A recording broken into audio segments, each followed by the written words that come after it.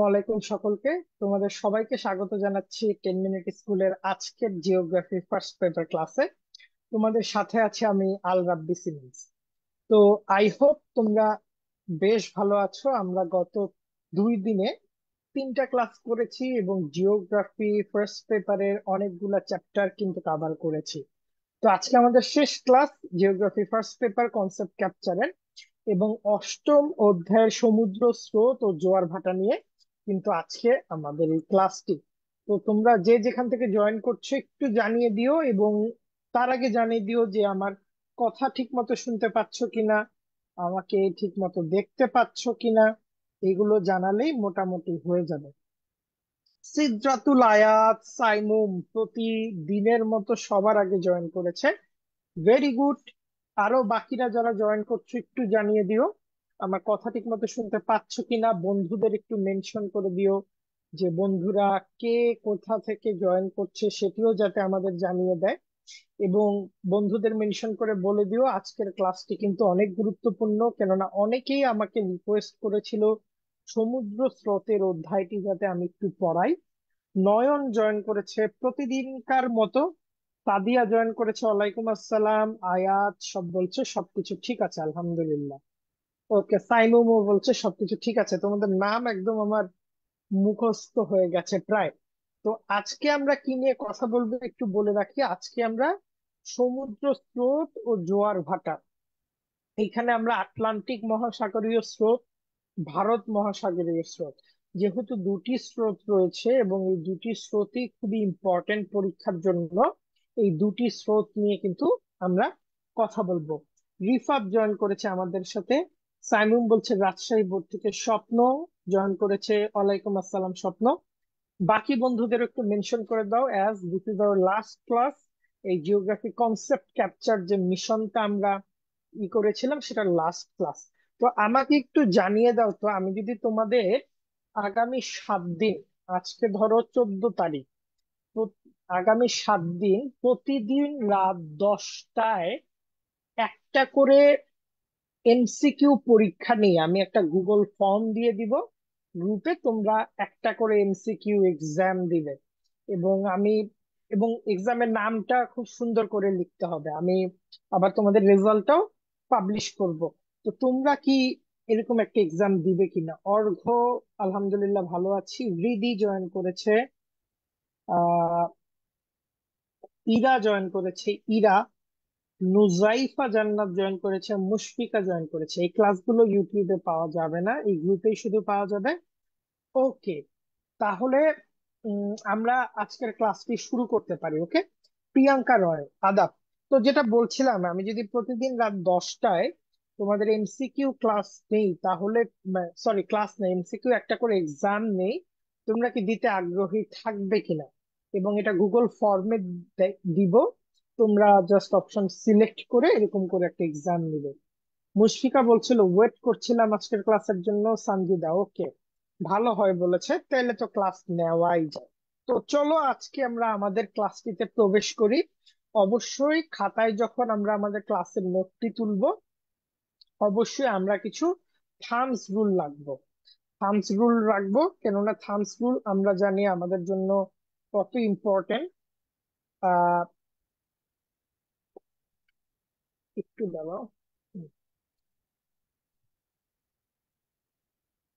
যে এরকম করে কিনার থেকে এরকম থামস রুল গুলো লিখবো। থাম্বস রুল গুলো অনুযায়ী আমরা আমাদের পড়াশোনা আগাবো।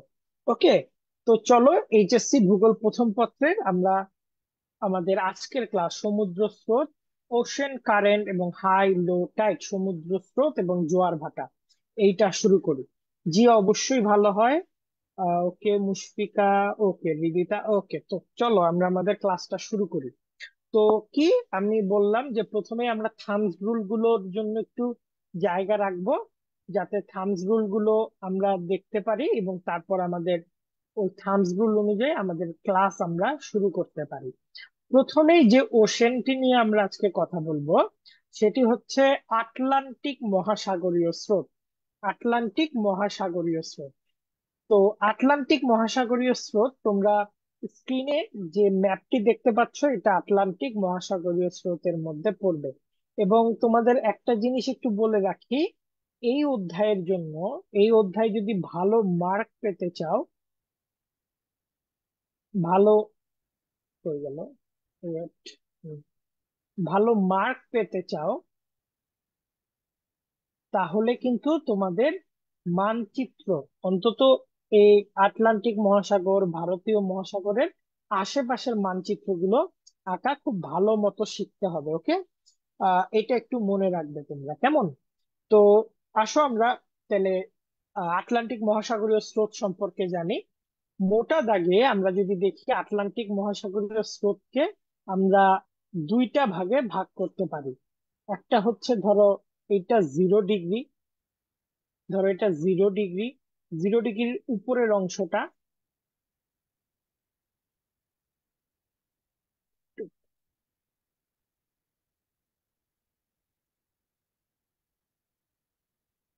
0 ডিগ্রির উপরের অংশটা অর্থাৎ নর্দার্ন হেমিস্ফিয়ারের যে অংশটা আছে এইটা, আর হচ্ছে সাউদার্ন হেমিস্ফিয়ারের যে অংশটা আছে এইটা। তো এইরকম নর্দার্ন হেমিস্ফিয়ার এবং সাউদার্ন হেমিস্ফিয়ার এই ভাগে যদি, হ্যাঁ এগুলো আঁকতে হবে, এটা আঁকতে হবে, মানে অন্তত এই পাশগুলো আমি দেখাই দিব না কিভাবে আঁকা যায়, তবে আঁকতে হবে। তো নিরক্ষরেখার উপর ভিত্তি করে আটলান্টিক মহাসাগরীয় স্রোতকে আমরা দক্ষিণ আটলান্টিক মহাসাগরীয় স্রোত এবং উত্তর আটলান্টিক মহাসাগরীয় স্রোত, এই দুইটা স্রোতে ভাগ করতে পারি। নর্দার্ন হেমিস্ফিয়ারে দক্ষিণ পড়ছে উত্তর আটলান্টিক মহাসাগরীয় স্রোত, আর সাউদার্ন হেমিস্ফিয়ারে পড়ছে দক্ষিণ আটলান্টিক মহাসাগরীয় স্রোত। তো পরের আমরা যাই, দেখো আটলান্টিক মহাসাগরীয় স্রোত গুলোকে আমরা বিভিন্ন ধরনের আটলান্টিক মহাসাগরীয় স্রোত হিসেবে ভাগ করতে পারি। তো এখানে থামস রুল লিখে নাও, থামস রুল লিখে নাও যে পোলের কাছাকাছি অঞ্চল, পোল মানে মেরু অঞ্চলের কাছাকাছি অঞ্চলে আমরা সাধারণত কোল্ড কারেন্ট দেখতে পারবো, কোল্ড কারেন্ট দেখতে পারবে। সাউদার্ন হেমিস্ফিয়ারে বা দক্ষিণ দিকে আমরা ঘড়ির কাঁটার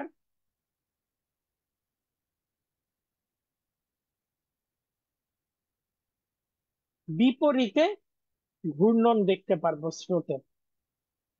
আর নর্দার্ন হেমিস্ফিয়ারে আমরা ঘড়ির কাঁটার দিকের স্রোত দেখতে পারবো। তাহলে থামস রুল লিখে নিছো, সাউদার্ন হেমিস্ফিয়ারে আমরা ঘড়ির কাঁটার বিপরীতে আর নর্দার্ন হেমিস্ফিয়ারে ঘড়ির কাঁটার দিকে দেখতে পারবো। পোলের কাছাকাছি কোল্ড কারেন্ট থাকবে, আর 0 ডিগ্রি ইকুয়েটোরিয়ালের কাছাকাছি আমরা দেখতে পারবো যে ওয়ার্ম কারেন্ট থাকবে। ওকে, এই চারটা রুল একটু লিখে নাও। মেরু অঞ্চল, মেরু অঞ্চল, উত্তর মেরু, দক্ষিণ মেরু, 90 ডিগ্রি যে অঞ্চলগুলা সেগুলা মেরু অঞ্চল। ওকে, সাউদার্ন হেমিস্ফিয়ার এবং ঘড়ির কাঁটার বিপরীতে যে ব্যাপারগুলো দেখো, ঘড়ির কাঁটার বিপরীতে কি, ধরো এইটা একটা ঘড়ি, আমরা ধরো এটা 1টা বাজে, 2টা, 3টা, 4টা, 5টা, 6টা, 7টা, 8টা এরকম। তো একটা ঘড়ি কোন দিকে যায়, প্রথমে 1টা বাজে, তারপর 2টা বাজে, তারপর 3টা, তারপর 4টা বাজে, তারপর 5টা বাজে, তারপর 6টা বাজে, 7টা। দেখো ডিরেকশনটা দেখো এই দিকে। তো কোনো কিছু যদি আমরা দেখি এর উল্টা দিকে, ধরো ডিরেকশন যদি এই দিকে হয়, সেইটাকে আমরা বলবো ঘড়ির কাঁটার বিপরীত দিকে। ওকে, আরেকবার আমি বলতেছি থাম্বস রুল গুলা, যে পৃথিবীতে পোলের কাছাকাছি কিংবা 90 ডিগ্রির কাছাকাছি যে অঞ্চলগুলো থাকবে, সেই অঞ্চলগুলোতে আমরা কোল্ড কারেন্ট বা আহ শীতল স্রোত দেখতে পারবো।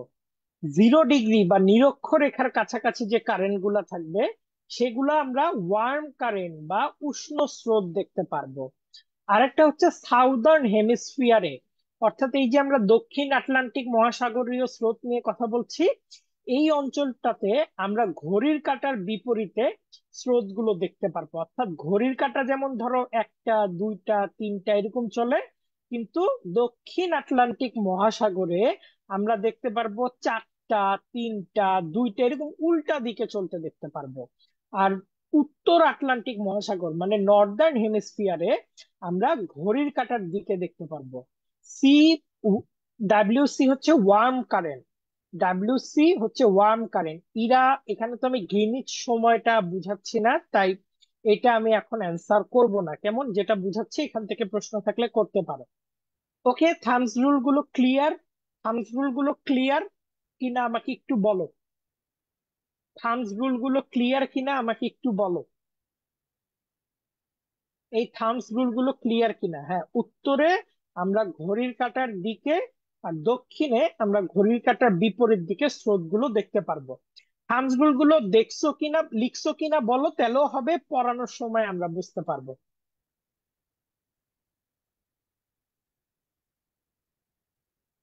ওকে, তো দেখো, প্রথমে আমরা যেটা নিয়ে আলাপ করব, পশ্চিম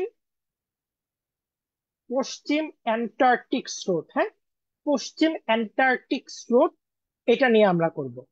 পশ্চিমা বায়ু, কালকে আমরা পশ্চিমা বায়ু সম্পর্কে পড়ছি। পশ্চিমা বায়ুর প্রভাবে আন্টার্কটিক অ্যান্টার্কটিক মহাদেশের উত্তর পাশ দিয়ে যে শীতল স্রোত বয়ে যায় পশ্চিম থেকে পূর্ব দিকে, সেটাকে পশ্চিমা স্রোত বা অ্যান্টার্কটিক স্রোত বলে। এখন তোমরা একটু এদিকে তাকাও। অ্যান্টার্কটিকটা কই? এই অঞ্চলটা, তাই না? অ্যান্টার্কটিক অঞ্চলটা, এই অঞ্চলটা। অ্যান্টার্কটিক অঞ্চল কি পোলের কাছাকাছি? ইয়েস, এটা দক্ষিণ মেরুর কাছাকাছি অঞ্চল, তাই না? তাইলে আমরা এখানে কি কারেন্ট দেখতে পারবো? এখানে আমরা কোল্ড কারেন্ট কিংবা শীতল স্রোত দেখতে পারবো। হ্যাঁ, চিত্র না চাইলেও বাবা, আমি তো এটা প্রথম থেকে বলতেছি, চিত্র না চাইলেও তোমরা চিত্র এঁকে দিয়ে আসবা। চিত্র না চাইলেও চিত্র এঁকে দিয়ে আসবা। আবারও বলতেছি, চিত্র না চাইলেও চিত্র এঁকে দিয়ে আসবা। ওকে, তো এইটা আমরা কি দেখতেছি, পশ্চিম থেকে পূর্ব দিকে এই স্রোতটা যাচ্ছে পশ্চিমা স্রোতের প্রভাবে। তো আমরা কি করতে পারি, এই যে ধরো অ্যান্টার্কটিক মহাদেশটা যদি আঁকি, এইখান থেকে আমরা একটা কারেন্ট দেখব, যে কারেন্টটা পশ্চিম থেকে এরকম পূর্ব দিকে যাচ্ছে। কারেন্টের দিকও কিন্তু ইম্পর্টেন্ট। হ্যাঁ, পশ্চিম থেকে পূর্ব দিকে যাচ্ছে। তুমি যদি এখানে এই ব্যাপারগুলো একটু লক্ষ্য করো, এই তীর চিহ্নগুলো, তাহলে দেখবা এই দক্ষিণ অ্যান্টার্কটিক মহাসাগরে স্রোতগুলা কিন্তু, দেখো, ঘড়ির কাঁটার বিপরীত দিকে যাচ্ছে। ঘড়ির কাঁটা কিন্তু 12টা, 1টা, 2টা, 3টা, 4টা, 5টা, 6টা, এরকম ঘড়ির কাঁটা হওয়ার কথা ছিল 12টা, তারপরে 1টা, 2টা, এইদিকে। কিন্তু সবগুলা স্রোতের তীর চিহ্নগুলা দেখো, সবগুলা স্রোতের তীর চিহ্নগুলা ঘড়ির কাঁটার বিপরীত দিকে যাচ্ছে। আমরা কিন্তু তাহলে প্রমাণ পাইলাম যে সাউদার্ন হেমিস্ফিয়ারে ঘড়ির কাঁটার বিপরীতে সবগুলা স্রোত চলবে। তাহলে দক্ষিণ আন্টার্কটিক মহাসাগরের স্রোতগুলো এভাবে আঁকবা। এখন একটা জিনিস আমি একটু জানায় রাখি, যে তোমরা ধরো এই দক্ষিণ আটলান্টিক মহাসাগরীয় স্রোতটা যদি আঁকতে চাও, হ্যাঁ অর্ঘ্য, সেটাই তো আমি বললাম, কোশ্চিং এ চিত্র দেওয়া থাকলেও চিত্র আঁকবা। দক্ষিণ আটলান্টিক মহাসাগরীয় স্রোতের ম্যাপটা এরকম করে দিবা। ধরো এটা, এটা হচ্ছে সাউথ আমেরিকা, তারপরে ধরো এটা হচ্ছে আমাদের আফ্রিকা। এইটুকু আঁকা অন্তত শিখতে হবে। আর এটা অ্যান্টার্কটিকা। হ্যাঁ, অ্যান্টার্কটিকা। আর এটা হচ্ছে 0 ডিগ্রি লাইনটা, এটা 0 ডিগ্রি লাইনটা। ওকে, এরপর আমরা দক্ষিণ আটলান্টিক মহাসাগরীয় স্রোতের আরেকটা পার্ট সম্পর্কে জানবো, বেঙ্গুয়ালা স্রোত। এই যে এই পার্টটাতে দেখতে পাচ্ছ, এই যে সাউথ আটলান্টিক যে কারেন্টটা আছে, অ্যান্টার্কটিকের উত্তর পাশ দিয়ে গেছে, এই কারেন্টটা আস্তে আস্তে সামনে যেতে যেতে, যেহেতু এটা ঘড়ির কাঁটার বিপরীত দিকে যাবে, এইটা ঘড়ির কাঁটার বিপরীতে গিয়ে আফ্রিকার পশ্চিম আফ্রিকার পশ্চিম উপকূল দিয়ে বয়ে গেছে, এবং এটা কিন্তু একটা শীতল স্রোত। তো এই স্রোতটার নাম হচ্ছে বেঙ্গুয়ালা স্রোত। তো আফ্রিকার দেখো, বেঙ্গুয়ালা স্রোত সম্পর্কে আমরা কিন্তু কতগুলো বৈশিষ্ট্য পড়ে ফেললাম, যে এক, এটা একটা শীতল স্রোত। দুই, এটা আটলান্টিক, সরি, এটা আফ্রিকার পশ্চিম পাশ দিয়ে গেছে। 3 নাম্বারটা আমরা দেখতেছি যে এটা আহ এটা কিভাবে বলতে পারি, যে দক্ষিণ যে অ্যান্টার্কটিক স্রোত আছে, দক্ষিণ অ্যান্টার্কটিক স্রোতটা পশ্চিমের দিকে অগ্রসর হয়ে উত্তর দিকে মোড় নিয়ে ঘড়ির কাঁটার বিপরীতে যাত্রা শুরু করে আফ্রিকার পশ্চিম পাশ দিয়ে গিয়েছে। তাহলে আমরা কিন্তু এভাবে বেঙ্গুয়ালা স্রোতটা এইভাবে লিখতে পারি। তাহলে বেঙ্গুয়ালা স্রোত কি? এটা একটা শীতল স্রোত। তো আমরা এটা কি করতে পারি, ধরো এই যে এরকম করে ধরো আফ্রিকা আঁকতে পারি, এটা অ্যান্টার্কটিক আঁকতে পারি।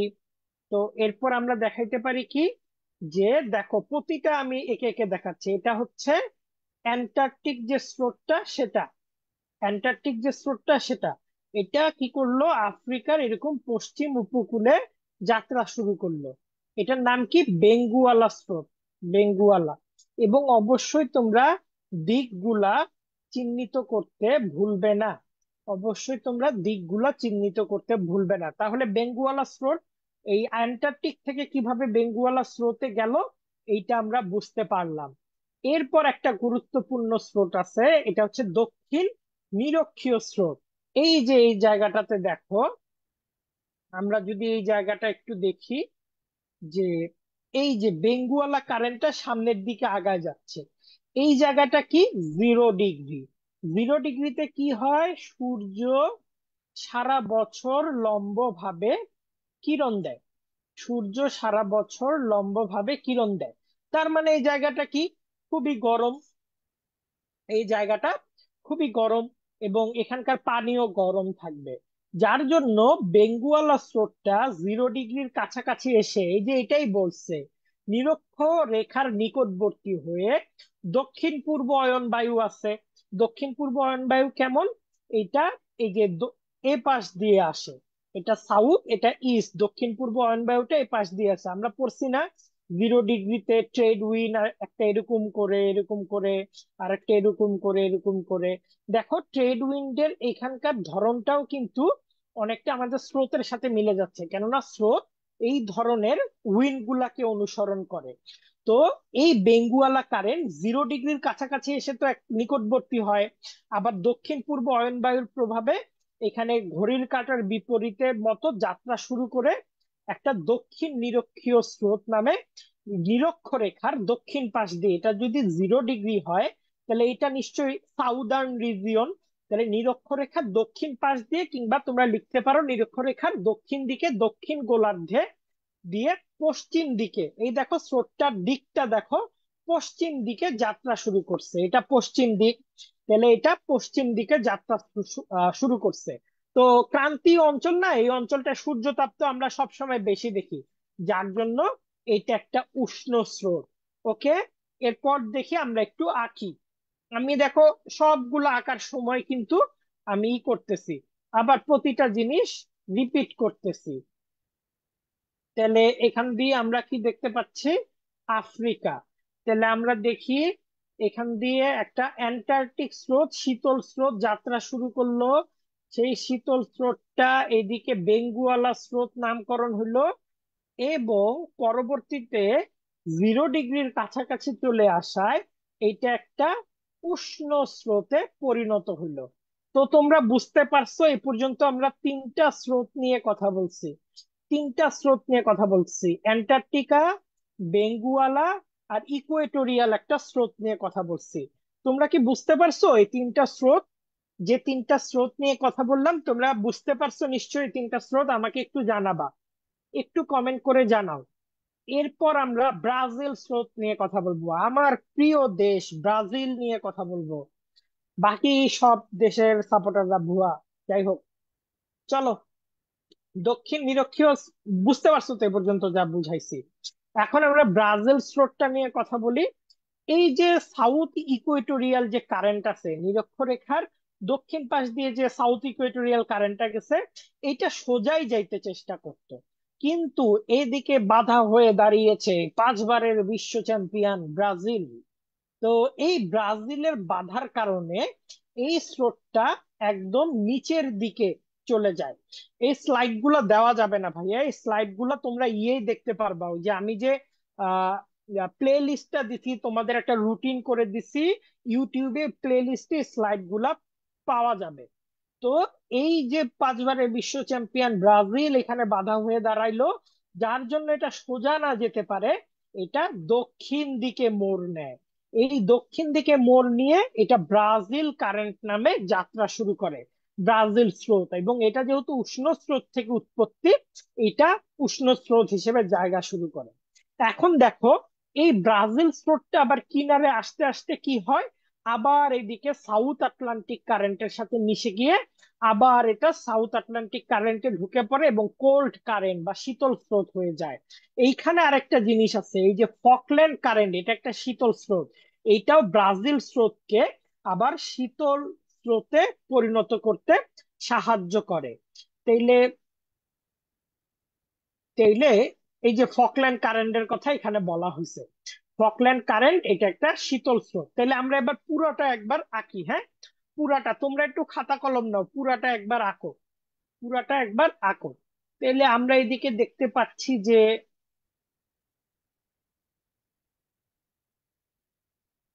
এদিকে ব্রাজিল, এদিকে আফ্রিকা, এদিকে অ্যান্টার্কটিকা, হ্যাঁ? এরপর একটু দেখো, তাইলে আমরা এখানে একটা আগে দাগ দিয়ে নিই, ফকল্যান্ড স্রোত, এফ দিলাম। এটা কি? ফকল্যান্ড স্রোত। এই দিক থেকে একটা স্রোত, যেহেতু মেরু অঞ্চলের কাছাকাছি, এটা একটা কোল্ড কারেন্ট। এই কোল্ড কারেন্টটার নাম কি? অ্যান্টার্কটিক, তাই না? Antarctic current. এই কোল্ড কারেন্টটা ঘড়ির কাঁটার বিপরীতে আফ্রিকার পশ্চিম পাশ দিয়ে যাত্রা শুরু করে। এই কারেন্টটার নাম কি? এই কারেন্টটার নাম হচ্ছে বেঙ্গুয়ালা কারেন্ট।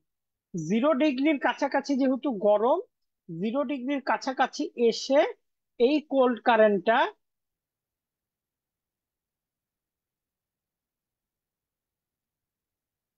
0 ডিগ্রির কাছাকাছি এসে এই কোল্ড কারেন্টটা নিরক্ষরেখা, এই যে 0 ডিগ্রি নিরক্ষরেখার দক্ষিণে যাত্রা শুরু করে বলে দক্ষিণ নিরক্ষীয় স্রোত নামে যাত্রা শুরু করে। এটা সোজাই যাইতে ট্রাই করতেছিল, সোজাই যাইতে ট্রাই করতেছিল, কিন্তু এখানে মুখোমুখি হয়ে দাঁড়িয়েছে 5বারের বিশ্ব চ্যাম্পিয়ন ব্রাজিল। পরবর্তীতে এটা ব্রাজিল স্রোত নামে যাত্রা শুরু করে আবার, মনে করো উষ্ণ একটা স্রোত ব্রাজিল স্রোত নামে যাত্রা শুরু করে। তাহলে আমরা এখানে দক্ষিণ নিরক্ষীয় স্রোত পাইলাম, ব্রাজিল কারেন্ট পাইলাম, ফকল্যান্ড কারেন্ট পাইলাম, অ্যান্টার্কটিক কারেন্ট পাইলাম, বেঙ্গুয়ালা কারেন্ট পাইলাম। এবং সবগুলাই আমরা দেখলাম ঘড়ির কাঁটার বিপরীতে। এবার তোমরা কি বুঝছো? এবার কি এবার কি তোমরা বুঝছো? দক্ষিণ আটলান্টিক মহাসাগরীয় স্রোত একদম ক্লিয়ার, দক্ষিণ আটলান্টিক মহাসাগরীয় স্রোত একদম ক্লিয়ার। এরপর কি ভুলবা বলো?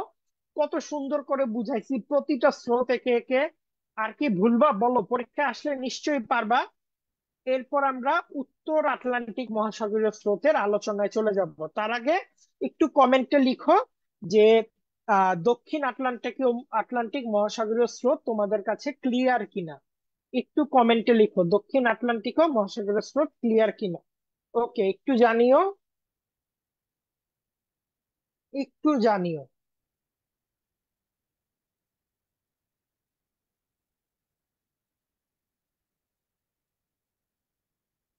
উম, আয়াত বলছে ক্লিয়ার, শ্রেয়সী আসলো। ওকে, তারপর একদম ক্লিয়ার, আতিক বলছে ক্লিয়ার, সুমু বলছে ক্লিয়ার, ইরা বলছে শ্রেয়সীকে ছাড়া জিওগ্রাফি ক্লাস হতেই পারে না। সাইমন বলছে ভাইয়া ভুলবো না, মিহা বলছে ক্লিয়ার, মুশফিকা বলছে ক্লিয়ার। এবার আমরা উত্তর আটলান্টিক মহাসাগরীয় স্রোতের দিকে আসবো। তোমরা এখন একটু তীর চিহ্ন গুলার দিকে তাকাও তো, তীর চিহ্ন গুলার দিকে একটু তাকাও। তীর চিহ্ন গুলা কোন দিকে দেখো? সবগুলা কিন্তু ঘড়ির কাঁটার দিকে। এইটা যদি 12টা হয়, এটা যদি একটা হয়, দুইটা হয়, তিনটা হয়, চারটা হয়, পাঁচটা হয়, ছয়টা হয়, দেখো ঘড়ির কাঁটা যেদিকে চলে, এই স্রোতটাও কিন্তু সেদিকে চলতেছে। ঘড়ির কাঁটা আমরা দেখতে পাচ্ছি যেদিকে চলে, এই স্রোতটাও আমরা দেখতে পাচ্ছি সেদিকে চলতেছে। ঘড়ির কাঁটা যেদিকে চলে, আবারও বলছি, এই স্রোতটাও কিন্তু সেদিকে চলতেছে। ওকে, এখন তাহলে আমরা উত্তর আটলান্টিক মহাসাগরীয় স্রোত সম্পর্কে একটু পড়ি। উত্তর আটলান্টিক মহাসাগরীয় স্রোতের সবচেয়ে গুরুত্বপূর্ণ স্রোতটা এবং পরীক্ষার আসার মতো স্রোতটা হচ্ছে উপসাগরীয় স্রোত বা গালফ স্ট্রিম বলা হয় এটাকে। তো এইটা হয় কি, এই যে এই অংশটা দেখতে পাচ্ছ, এই অংশটা থেকে যাত্রা শুরু করে, এই যে ঠিক এই অংশটা থেকে যাত্রা শুরু করে। কেন এটাকে উপসাগরীয় স্রোত বলা হয়, কেন বলা হয়, এটাও তোমরা পরীক্ষার খাতায় লিখে দিবে একটা। এইটা মেক্সিকান গালফ কিংবা মেক্সিকান উপসাগর থেকে যাত্রা শুরু করে। মেক্সিকান গালফ কিংবা মেক্সিকান উপসাগর থেকে যাত্রা শুরু করে, যার জন্য এটাকে উপসাগরীয় স্রোত হিসেবে আমরা চিহ্নিত করি।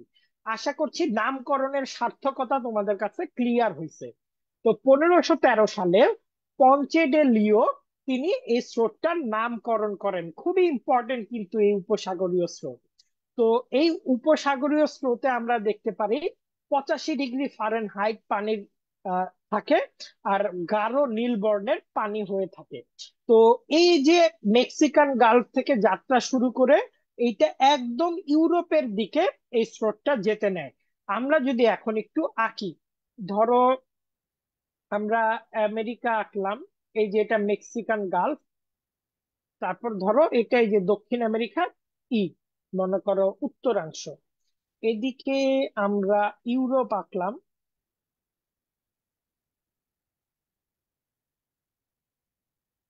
এদিকে আমরা আফ্রিকা আঁকলাম, এদিকে গ্রিনল্যান্ড আঁকলাম। হ্যাঁ, আমাকে একটু বলো তো, এই যে আমি একটু চিহ্নিত করি, এই যে আমি যে জায়গাটাতে দাগ দিচ্ছি, এই জায়গাটার যে সাগরটা আছে, এই জায়গার এই সাগরটার নাম কি, এই জায়গার এই সাগরটার নাম কি? একটু আমাকে কমেন্টে জানাও তো, এই জায়গার সাগরটার নাম কি, একটু কমেন্টে আমাকে জানাও। এই জায়গার এই সাগরটার নাম কি, একটু আমাকে কমেন্টে জানাও। এই সাগরটার নাম কি? কালকেই আমরা পড়ছি এই সাগরটা নিয়ে, কালকেই আমরা পড়ছি। ভূমধ্য সাগর, ভেরি গুড। কিন্তু স্বপ্ন ভূ বানান দীর্ঘৌকার সব সময়, কেমন? ভূ বানান দীর্ঘৌকার। তো আমরা এখানে দেখতে পারি যে এই অঞ্চলটা বলে হচ্ছে হাডসন বে। হাডসন বে, এটা নর্থ আমেরিকা, এটা সাউথ আমেরিকা, এটা গ্রিনল্যান্ড, এটা আফ্রিকা, এইটা ইউরোপ, আর এদিকে হচ্ছে আর্কটিক অঞ্চল, মানে উত্তর মেরু আর্কটিক অঞ্চল। তাহলে আমরা দেখতে পারি, কারণ ফেস মনে হচ্ছে। ওকে, ক্লিয়ার। ওকে, দেখো এই অঞ্চলটায় আমরা দেখতে পারি তাহলে এই যে মেক্সিকান গালফ, এই মেক্সিকান গালফ বা মেক্সিকান উপসাগর থেকে একটা বড় বড় স্রোত যাত্রা শুরু করে, যেইটাকে আমরা উপসাগরীয় স্রোত হিসেবে চিহ্নিত করতে পারি। তো তোমরা কিন্তু এভাবে উপসাগরীয় স্রোতটাকে চিহ্নিত করতে পারো। ওকে, এখানে আমরা উত্তর আটলান্টিক মহাসাগরীয় স্রোতে আরেকটা প্রবাহ একটু দেখি। উত্তর আটলান্টিক প্রবাহ উপসাগরীয় স্রোতের প্রথম শাখা, উত্তর আটলান্টিক প্রবাহ। অর্থাৎ এই যে স্রোতটা, যে এই যে আস্তে আস্তে আটলান্টিকের উত্তরাংশের দিকে যাত্রা শুরু করছে, এইটাকে বলা হয় উত্তর আটলান্টিক প্রবাহ। এটাও কিন্তু একটা উষ্ণ স্রোত। কেন উষ্ণ স্রোত? যেহেতু এটা গালফ স্ট্রিম থেকে যাত্রা শুরু করছে, এবং এইটা এই জন্য এই গালফ স্ট্রিম থেকে যাত্রা শুরু করে এটা উত্তর আটলান্টিক উষ্ণ স্রোত নাম নিছে, উত্তর আটলান্টিক উষ্ণ স্রোত নাম নিছে, যার জন্য এটাকেও আমরা একটা উষ্ণ স্রোত বলতে পারি। আমি যদি একটু আবার দেখাই, এই যে ধরো হাডসন বে, মেক্সিকান গালফ, তারপরে ধরো সাউথ আমেরিকা, এদিকে ইউরোপ,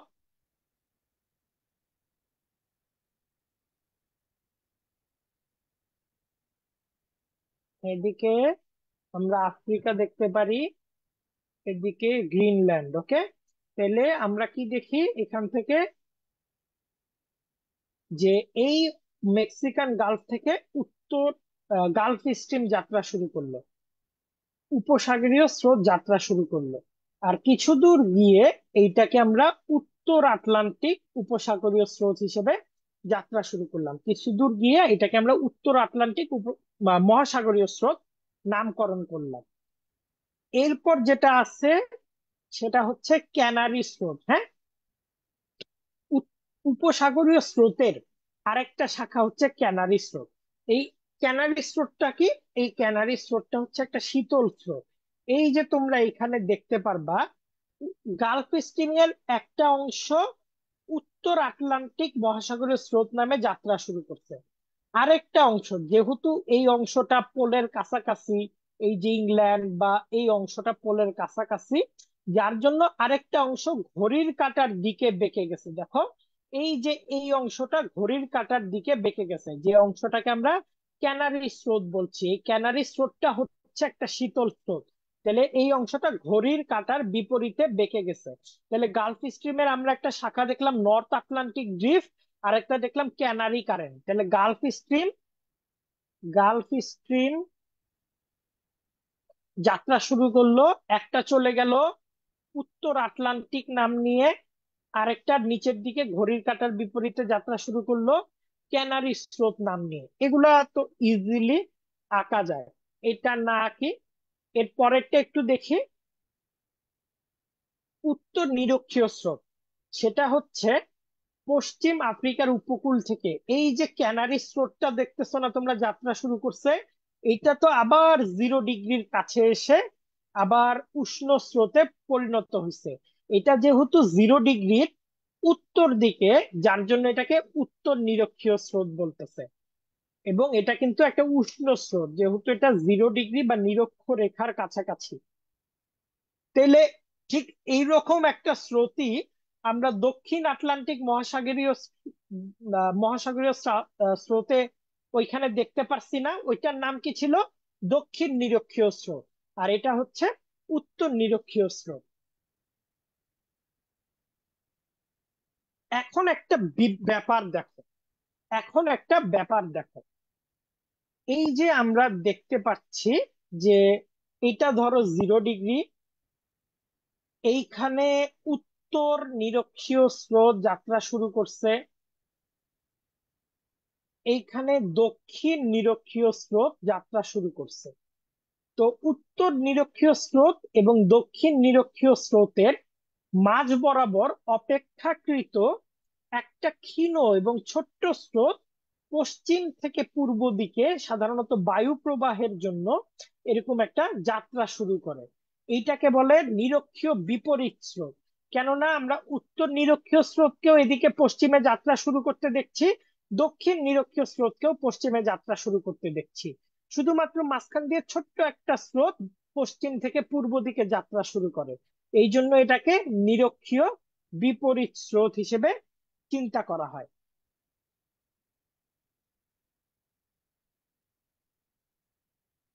এই নিরক্ষীয় স্রোতে আরেকটা গুরুত্বপূর্ণ অংশ হচ্ছে গিনি কারেন্ট। ক্যানারি স্রোত এবং নিরক্ষীয় স্রোতের বিপরীতে একটা ক্ষুদ্র শাখা গিনি স্রোতের সাথে মিলিত হয়, এই জন্য এটাকে বলে গিনি কারেন্ট। এটা একটা উষ্ণ স্রোত। ওকে, এটা মনে রাখতে হবে। আর গুরুত্বপূর্ণ কিছু জিনিস আছে, যেমন ইরমিঞ্জার স্রোত। ইরমিঞ্জার স্রোত হচ্ছে উত্তর পূর্ব মেরুবায়ুর প্রভাবে উত্তর সাগরে, উত্তর সাগর মানে 90 ডিগ্রির কাছাকাছি, যার জন্য এটা একটা শীতল স্রোত। তারপর তোমরা দেখতে পারবা সুমেরু স্রোত। সুমেরু স্রোত কি? পোলের কাছাকাছি, উত্তরে যে এই অংশটায় উত্তর মেরুর কাছাকাছি, যার জন্য এটা একটা শীতল স্রোত। তারপরে আমরা দেখতে পারি যে পূর্ব গ্রিনল্যান্ড স্রোত, এইটাও সুমেরু স্রোতের কাছাকাছি, যার জন্য এটাকেও আমরা একটা শীতল স্রোত হিসেবে জেনে থাকি। এরপর আমরা দেখতে পারি যে পশ্চিম গ্রিনল্যান্ড স্রোত, এটাও উত্তর মেরুর কাছাকাছি, এই যে গ্রিনল্যান্ডের পশ্চিম পাশ দিয়ে আর গ্রিনল্যান্ডের পূর্ব পাশ দিয়ে, যার জন্য এটাও একটা শীতল স্রোত। এইটা মনে করো করে লিখলেই হবে। এখন আমাকে একটু বলো, তোমরা আমাকে একটু কমেন্টে লিস্ট দাও, এখানে আমি লিখে দেখাই। উত্তর আটলান্টিক মহাসাগরীয় স্রোতে উষ্ণ স্রোত কি কি আছে, আর শীতল স্রোত গুলা কি কি আছে, একটু আমাকে লিস্ট দাও।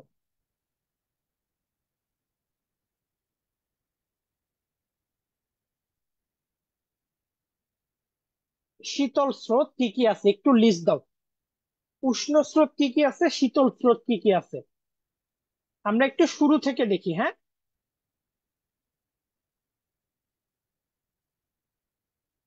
এই যে এখানে একটু আঁকি, তোমরা ওই অনুযায়ী লিস্ট করো।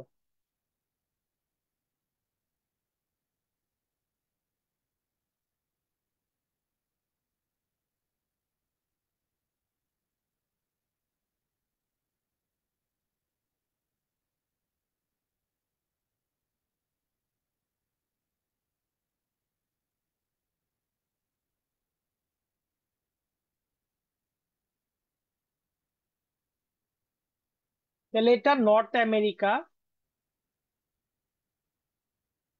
এটা সাউথ আমেরিকা, এটা ইউরোপ, এটা আফ্রিকা, এটা গ্রিনল্যান্ড, আর এটা তো 90 ডিগ্রি নর্থ পোল। ওকে, তাহলে আমরা একটু দেখি। এইখান থেকে একটা স্রোত যাত্রা শুরু করে, যেইটাকে আমরা বলতেছি উপসাগরীয় স্রোত।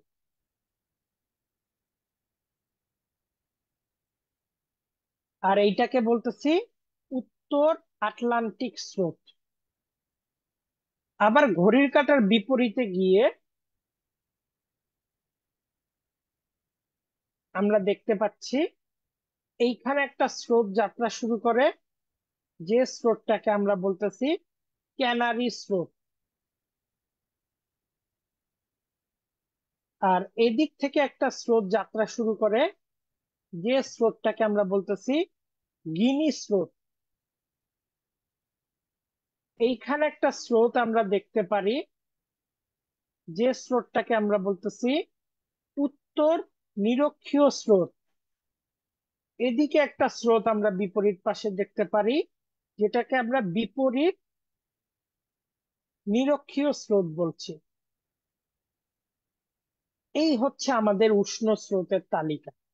এরপর আমরা এদিকে পশ্চিম গ্রিনল্যান্ড স্রোত দেখতে পারি, গ্রিনল্যান্ড স্রোত দেখতে পারি, ল্যাব্রাডার স্রোত দেখতে পারি, ইরমিঞ্জার স্রোত দেখতে পারি।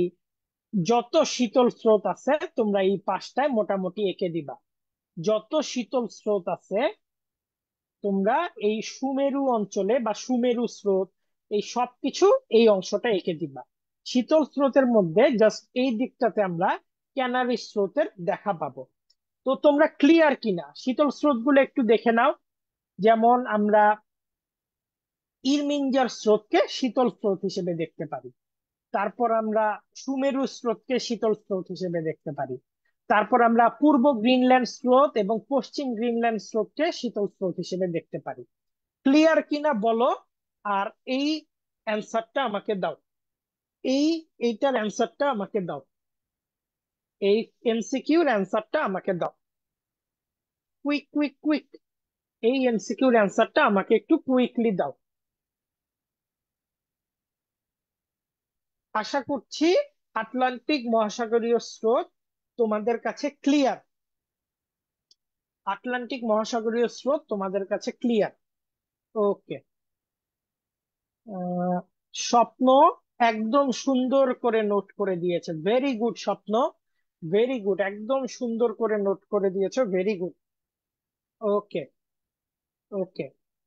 আর আবার একটু অ্যাড দিয়ে রাখি, তোমরা যদি কেউ আমাদের অ্যাডমিশন কোর্সে ভর্তি হইতে চাও, সিমেন্স 20 এই ডিসকাউন্ট ফর্মটা ইউজ করবা, তাহলে কিন্তু ডিসকাউন্ট পাবা। ওকে।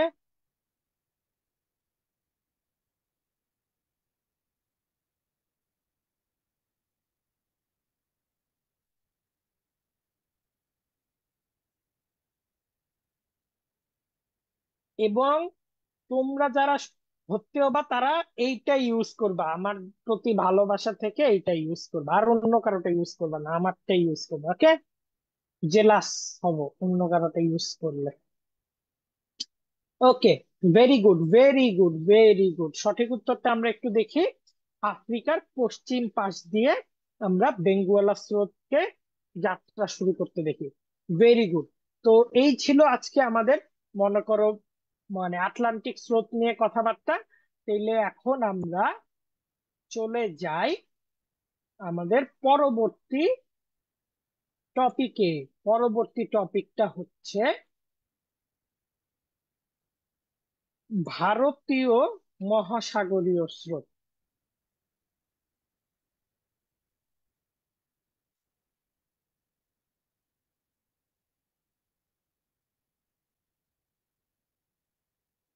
হ্যাঁ, স্বপ্ন, এবার ভারতে আসতেছি আমরা। ওকে, ভারতীয় মহাসাগরীয় স্রোত। যারা একটু দেরিতে জয়েন করছো তাদের জন্য আবার একটা গুরুত্বপূর্ণ দিয়ে রাখি, থাম্বস রুল দিয়ে রাখি।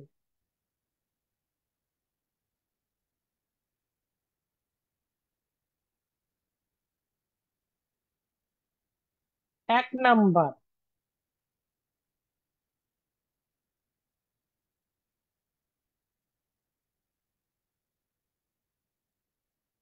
1 নাম্বার, নর্দার্ন হেমিস্ফিয়ারে ঘড়ির কাঁটার দিকে যাবে।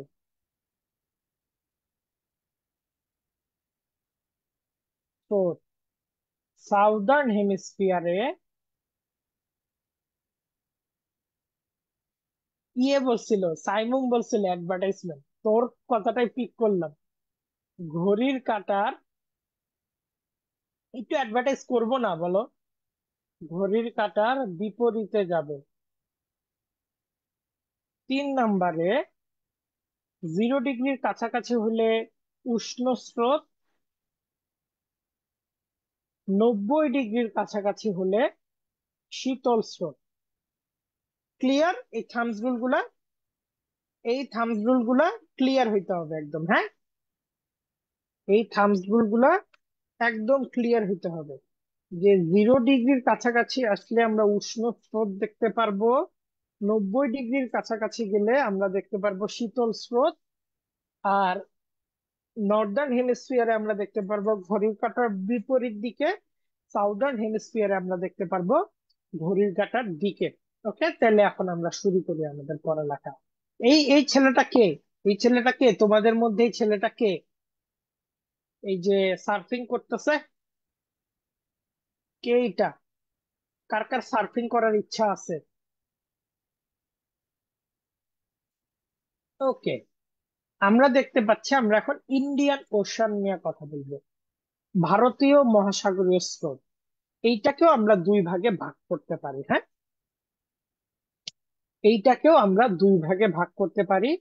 ভাগটা কিসের উপর ভিত্তি করে? 0 ডিগ্রি, এইটা উত্তর ভাগ,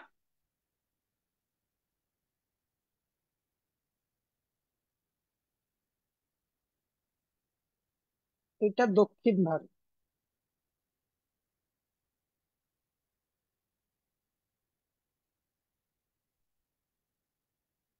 এটা উত্তর ভাগ, এটা দক্ষিণ ভাগ। তো এরকম দুই ভাগে আমরা ভাগ করতে পারি। তো চলো, এবার আমরা ভারতীয় মহাসাগরের স্রোত নিয়ে পড়াশোনা শুরু করি। প্রথমে আমরা দক্ষিণ ভারতীয় মহাসাগরের স্রোতটা নিয়ে জানবো। এখানে আমরা বেশ কয়টা স্রোত দেখতে পারবো: পশ্চিমা স্রোত বা কুমেরু স্রোত, পশ্চিম অস্ট্রেলিয়া স্রোত, দক্ষিণ নিরক্ষীয় স্রোত, মাদাগাস্কার মোজাম্বিক স্রোত। শোনো, আমরা আজকে কিছু না পড়ি, খালি নাম দেখে স্রোত গুলো আমরা ভাগ করে ফেলবো। তোমরা জাস্ট আমাকে বলো, এখানে তো অস্ট্রেলিয়া লেখা আছে, এই দ্বীপটার নাম কি এটা একটু আমাকে বলো। এই আইল্যান্ডটার নাম কি? এই আইল্যান্ডটার নাম কি এটা একটু আমাকে বলো। এই আইল্যান্ডটার নাম কি? এই আইল্যান্ডটার নাম কি এটা একটু আমাকে বলো। মাদাগাস্কার, ভেরি গুড স্বপ্ন, মাদাগাস্কার। দেখি, নাম বলছে পশ্চিম স্রোত বা কুমেরু স্রোত, নিশ্চয়ই এটা কুমেরু বৃত্তের কাছাকাছি, তাই না? তার মানে অ্যান্টার্কটিকের কাছাকাছি এই স্রোতটা হবে, 1 নাম্বার স্রোতটা। বলছে পশ্চিম অস্ট্রেলিয়া স্রোত, তার মানে অস্ট্রেলিয়ার পশ্চিম দিক দিয়ে স্রোতটা গেছে, তার মানে এটা 2 নাম্বার। দক্ষিণ নিরক্ষীয় স্রোত, আরে ভাই এটা তো আটলান্টিকেই পড়ে আসলাম, 0 ডিগ্রি রেখার দক্ষিণ অংশ দিয়ে গেছে, এটা 3 নাম্বার। আর মাদাগাস্কার স্রোত নিশ্চয়ই মাদাগাস্কারের কাছ দিয়ে গেছে, বাস 4 নাম্বার। নাম শুনেই আমরা স্রোত চিহ্নিত করে ফেললাম, নাম শুনেই আমরা স্রোত চিহ্নিত করে ফেললাম। এবার আরেকটা স্রোত আছে আগুলহাস, এটার জন্য তো আমার কাছে আর একটু বিস্তারিত পড়তে হবে, চলো তাহলে পড়াশোনা করি। আর উত্তর, সরি, আর উত্তর ভারত মহাসাগরীয় স্রোতে আমরা 2টা ভাগ পাবো। উত্তর ভারত মহাসাগরীয় স্রোতে আমরা 2টা ভাগ পাবো, একটা হচ্ছে সোমালি স্রোত আর একটা মৌসুমী স্রোত। মৌসুমী স্রোত হচ্ছে আমাদের মৌসুমী বায়ু যেদিকে যায় সেটার কাছাকাছি, হ্যাঁ। প্রথমে কোনটা কিভাবে করছি, আচ্ছা যাই হোক। আহ, তো মৌসুমী বায়ু যেদিকে যাবে ওইদিকে মৌসুমী স্রোতটা যায়, আর সোমালি স্রোতটা আমরা পড়বো না। চলো,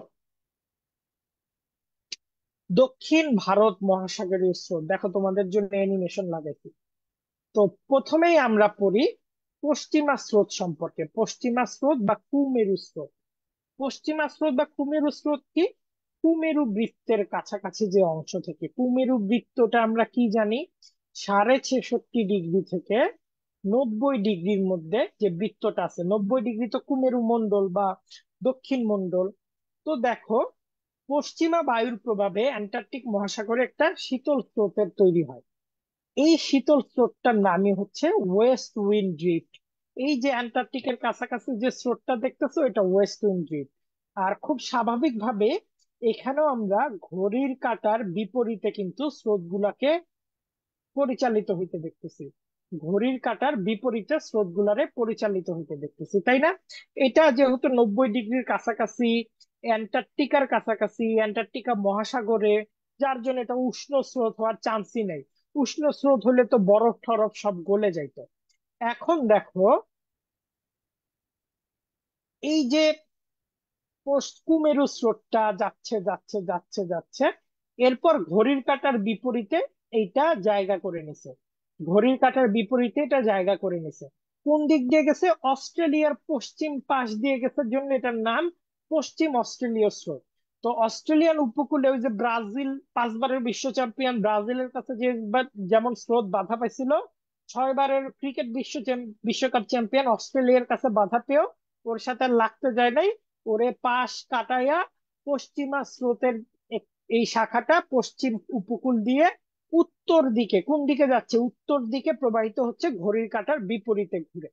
তো এটাও আমরা ক্লিয়ার হইলাম, এবং এটা একটা শীতল স্রোত, ওকে। এরপর এই যে পশ্চিম অস্ট্রেলিয়া স্রোতটা কি করলো, পশ্চিম অস্ট্রেলিয়া স্রোতটা উত্তর দিকে আগাইতে আগাইতে চলে আসলো ল্যাব্রাডর স্রোতটা। ল্যাব্রাডর স্রোতটা ওই যে সুমেরু স্রোতের ওদিকে, ল্যাব্রাডর স্রোতটা বাদ পড়তে পারে সুমেরু স্রোতের ওদিকে, ওইটা এমন বুঝার কিছু না, তোমরা একটু পড়ে নিও ওইটা। তো দেখো, এই পশ্চিম অস্ট্রেলিয়া স্রোতটা করলো কি, 0 ডিগ্রির কাছাকাছি চলে আসলো, দেখলো বাবারে এখানে তো অনেক গরম, ঠান্ডা পানি কিসে পরিণত হইলো, ঠান্ডা পানি এখানে গরম পানিতে পরিণত হইলো, নাম হইয়া গেল উষ্ণ স্রোত। আহ না, ধরন হয়ে গেল উষ্ণ স্রোত। আর যেহেতু এটা ইকুয়েটোরিয়াল রেখার দক্ষিণ অংশ দিয়ে যাত্রা শুরু করছে, যার জন্য এটার নাম দক্ষিণ নিরক্ষীয় স্রোত। এবার একটু গুরুত্বপূর্ণ জিনিসে আসি। এই দক্ষিণ নিরক্ষীয় স্রোতটা করছে কি, দেখো আস্তে আস্তে আবার এখানে বাধা পাইছে। বাধাটা কে দিছে? পৃথিবীর অন্যতম গুরুত্বপূর্ণ দ্বীপ মাদাগাস্কার। তো বাধা পেয়ে করছে কি, এইটা 3টা শাখায় পরিণত হয়েছে, 3টা শাখায় পরিণত হয়েছে। একটা শাখা মাদাগাস্কারের পূর্ব পাশ দিয়ে, মোজাম্বিকের পাশ দিয়ে, মোজাম্বিক দেশটার পাশ দিয়ে চলে গেছে, আর একটা মাদাগাস্কারের পূর্ব পাশ দিয়ে, এটা পশ্চিম পাশ দিয়ে চলে গেছে, এটা পূর্ব পাশ দিয়ে চলে গেছে। পশ্চিম পাশেরটা হচ্ছে মোজাম্বিক কারেন্ট, আর পূর্ব পাশেরটা হচ্ছে মাদাগাস্কার কারেন্ট। কি, এই যে এখানে বাধা হয়ে দাঁড়াইছে কেউ একজন, দুইজন ধরো কমেন্ট সেকশনে দুইজন কথা বলতে চাইছে, এখানে মাদাগাস্কারের মতো সিনোজ ভাই বাধা হয়ে দাঁড়াইছে না, কথা বলতে দেওয়া যাবে না। তারপর কি হইলো, এই দুইজন সিনোজ ভাইয়ের ক্লাসের পর আবার কথা বলা শুরু করলো দুই বন্ধু যে সাউথ আফ্রিকা আজকে ক্রিকেট খেলায় জিতছে, কাপ জিতছে, টেস্ট চ্যাম্পিয়নশিপ, এটা নিয়ে কথা বলা শুরু করলো। দুই বন্ধু এক হয়ে গেল, নাম হয়ে গেল আগুল হাসরত। নাম কি হয়ে গেল? আগুল হাসরত। তাইলে আমরা দেখতে পাচ্ছি এখান থেকে দক্ষিণ নিরক্ষীয় স্রোতটা যাত্রা শুরু করলো, এই পাশে এসে এটা মোজাম্বিক কারেন্ট নাম দিল, এই পাশে এটা মাদাগাস্কার কারেন্ট নাম নিল, আর কিছু দূর এসে এটা যে এক হয়ে গেল, এক হয়ে নাম নিল আগুল হাস স্রোত হিসেবে, আগুল হাস স্রোত হিসেবে। তো আশা করতেছি তোমরা এই ব্যাপারটা, এটা কিন্তু উষ্ণ স্রোত, এই ব্যাপারটা ক্লিয়ার। তো বলো এখন তোমরা এই সবগুলা কি জিনিস নিয়ে ক্লিয়ার কিনা, এইটা একটু আমাকে জানাও। তোমরা এই সবগুলা নিয়ে ক্লিয়ার কিনা, বলো। বলো তোমরা এখন, এই যে দক্ষিণ ভারতীয় মহাসাগরীয় স্রোত যেটা বলছিলাম, যে ওয়েস্ট উইন্ড ড্রিফট অর্থাৎ পশ্চিম অ্যান্টার্কটিক স্রোতটা, অস্ট্রেলিয়ার পশ্চিমে গিয়ে পশ্চিম অস্ট্রেলীয় স্রোত, 0 ডিগ্রির কাছাকাছি গিয়ে দক্ষিণ নিরক্ষীয় স্রোত, তারপরে মাদাগাস্কারের পশ্চিম দিকে মোজাম্বিক স্রোত, পূর্ব দিকে মাদাগাস্কার স্রোত, এক হয়ে আগুলহাস স্রোত, আবার পরবর্তীতে এটা ওই যে অ্যান্টার্কটিক স্রোতের সাথে মিলে যায়। তো ক্লিয়ার তো আশা করছি, নিহা পাটোয়ারি। ওকে, ভেরি গুড, ভেরি গুড। তো আমি পড়াইতেছি আর তোমরা পড়তেছো, ক্লিয়ার না হয়ে যায় কোথায় আল্লাহ রহমতে, তাই না? এটা কনফিডেন্স আছে না তো আমাদের, আমাদের মানে একটা ইন্টারাকশন আছে না, কি বলো? ওকে, এবার উত্তর ভারতীয় মহাসাগরীয় স্রোতটা একটু দেখি, হ্যাঁ। উত্তর ভারতীয় মহাসাগরীয় স্রোতটা কিন্তু আমরা পড়ি, যেহেতু এখানে মৌসুমী স্রোতের পার্টটা ইম্পর্টেন্ট, এই উত্তর ভারতীয় মহাসাগরীয় স্রোতে আমরা পড়ি। তো চলো, প্রথমে আমরা যে কারেন্ট, এখানে আমরা দুইটা কারেন্ট নিয়ে অ্যাকচুয়ালি আহ পড়াশোনা করব, একটা হচ্ছে সোমালি কারেন্ট আর একটা হচ্ছে মনসুন কারেন্ট। একটা সোমালি কারেন্ট আর একটা মনসুন কারেন্ট। ইয়েস, ব্রাজিলের বিশ্বকাপ পাওয়ার মতো ক্লিয়ার। কথায় ক্লিয়ার নাকি ভেজাল আছে, ওই যে কি যেন একটা ডায়লগ আছে, কথা কি ক্লিয়ার নাকি ভেজাল আছে? এরকম একটা ডায়লগ আছে না, কথা কি ক্লিয়ার নাকি ভেজাল আছে। ওকে, তো এরপর দেখো আমরা সোমালি স্রোত নিয়ে পড়াশোনা করব। কিচ্ছু না, কিচ্ছু না, মাদাগাস্কারের কাছে দক্ষিণ নিরক্ষীয় স্রোতের একটা অংশ উত্তর দিকে বেঁকে নিরক্ষরেখা অতিক্রম করে উত্তর দিকে প্রবাহিত হওয়া শুরু করে। এই দক্ষিণ নিরক্ষীয় স্রোতের একটা অংশই বলছে, না ভাই ঘাড় থাকে না কিছু, না আমি যাব না, আমি এই মাদাগাস্কারের দিকে যাব না, না না না, আমি এই মাদাগাস্কার আফ্রিকার দিকে যাব না, আমি গরমে মরতে পারবো না। তে বলছে কই যাবে, আমি যাব ভাই এই যে মালয়েশিয়ার দিকে। এই তো যাত্রা শুরু করলো, এই সাউথ ইকুয়েটোরিয়াল জোনের একটা কারেন্ট যাত্রা শুরু করলো, এই যে উত্তর দিকে বেঁকে নিরক্ষরেখা অতিক্রম করে উত্তর দিকে যাত্রা শুরু করছে। সাইমন, কি ভেজাল আছে ভাইয়া, কি ভেজাল বলো? দক্ষিণ নিরক্ষীয় স্রোত নামে, সরি, দক্ষিণ নিরক্ষীয় স্রোতটা 0 ডিগ্রি পার হয়ে উত্তর দিকে যাত্রা শুরু করছে, উত্তর নিরক্ষীয় স্রোতের মতো করে যাত্রা শুরু করছে। এটা সোমালিয়ার কাছাকাছি জন্য এটার নাম হয়েছে সোমালি স্রোত। এটার নাম হচ্ছে সোমালি স্রোত। ওকে, সোমালিয়ান জলদস্যুর নাম তোমরা শুনছো, এবং অবভিয়াসলি আমরা থামস রুলে দেখতে পাচ্ছি 0 ডিগ্রির কাছাকাছি কই যায় ভাই, এটা তো উষ্ণ স্রোত। 0 ডিগ্রির কাছাকাছি মানে উষ্ণ স্রোত। তো গ্রীষ্মকালীন মৌসুমী বায়ু, এইটা তো আমাদের জন্য একদম ইজি, কালকে আমরা মৌসুমী বায়ু সম্পর্কে পড়ছি। ধরো এটা ইন্ডিয়া, আমরা দেখি যে মৌসুমী বায়ুটা এদিক থেকে আসে, তাই না? তো এই বাতাসটা করে কি, এই বাতাসটা একই সাথে একটা সমুদ্র স্রোত নিয়ে আসে। এই যে দেখো, এই যে আরব বণিকরা এই বাতাসকে কেন্দ্র করে তাদের জাহাজ নিয়ে ভারতীয় উপমহাদেশে আসতো। তো এইটার দিকটাও আমরা কালকে পড়ছি দক্ষিণ পশ্চিম মৌসুমী বায়ু। এইটা পড়ছি দক্ষিণ পশ্চিম মৌসুমী বায়ু। ওইটার নাম অনুযায়ী এটা গ্রীষ্মকালীন মৌসুমী স্রোত বা দক্ষিণ পশ্চিম মৌসুমী সমুদ্র স্রোত নাম নিয়ে এশিয়ার দক্ষিণ উপকূল অর্থাৎ দক্ষিণ এশিয়ার উপকূল বেয়ে ভারত, শ্রীলঙ্কা, বাংলাদেশ এদিক বেয়ে যাত্রা শুরু করছে। আর একটা শীতকালীন মৌসুমী স্রোত কি গ্রীষ্মকালীন মৌসুমী স্রোতের উল্টো অবস্থা। কিন্তু এইটা কিন্তু শীতল স্রোত না। এই শীতকালীন মৌসুমী স্রোতটা কিন্তু শীতল স্রোত না। এটাও কিন্তু উষ্ণ স্রোতই। হ্যাঁ, এটাও কিন্তু উষ্ণ স্রোতই। ওকে, তাইলে এখন আমরা সরি এখন আমরা একটু আঁকাআঁকি করি এটা। হ্যাঁ, চলো এরকম একটা ম্যাপ আঁকি আমরা। তারপরে ধরো 0 ডিগ্রি দেই। ওকে,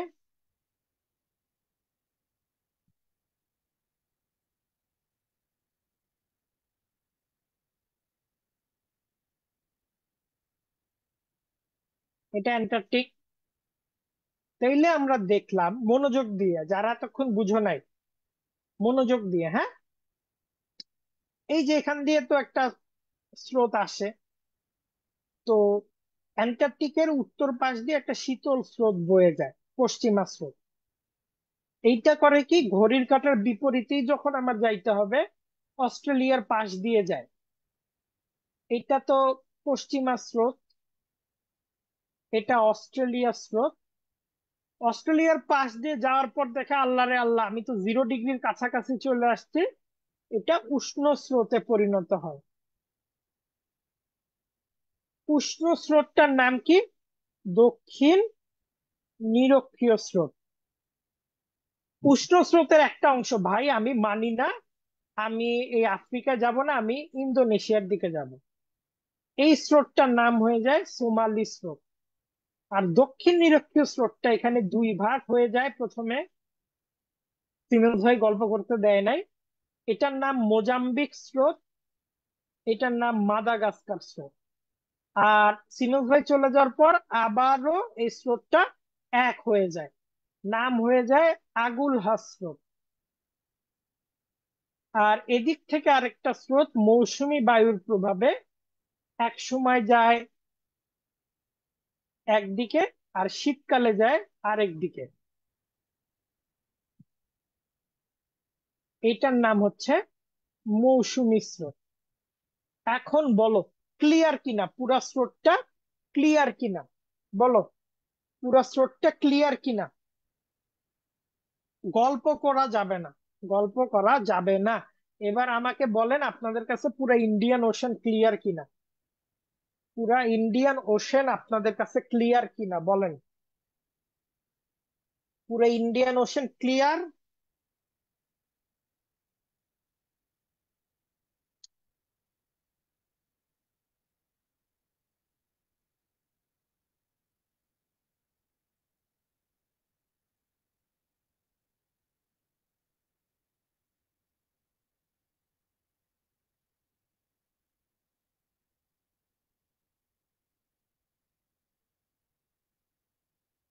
কথা কি ক্লিয়ার নাকি ভেজাল আছে? হ্যাঁ ক্লিয়ার, আজকে নেট স্লো। আরে ওকে, আয়া তো বলছে ক্লিয়ার।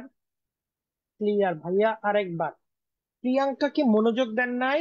ওকে, একটু দেখি। এই যে আটলান্টিক, এই আটলান্টিকের পশ্চিম পাশ দিয়ে 0 ডিগ্রি, যেহেতু 90 ডিগ্রির কাছাকাছি একটা শীতল স্রোত যায়, সেটা পশ্চিমা স্রোত। এই শীতল স্রোতটা যেতে যেতে আস্তে আস্তে অস্ট্রেলিয়ার পশ্চিম পাশ দিয়ে যায়, যার জন্য এটার নাম পশ্চিম অস্ট্রেলিয়া স্রোত। এই পশ্চিম অস্ট্রেলিয়া স্রোতটা 0 ডিগ্রির কাছাকাছি চলে আসে, যেখানে পানি গরম, সূর্য সারা বছর কিরণ দেয়। এটার নাম দক্ষিণ নিরক্ষীয় স্রোত। দক্ষিণ নিরক্ষীয় স্রোত যাত্রা করতে করতে এখানে দুই ভাগে ভাগ হয়ে যায়।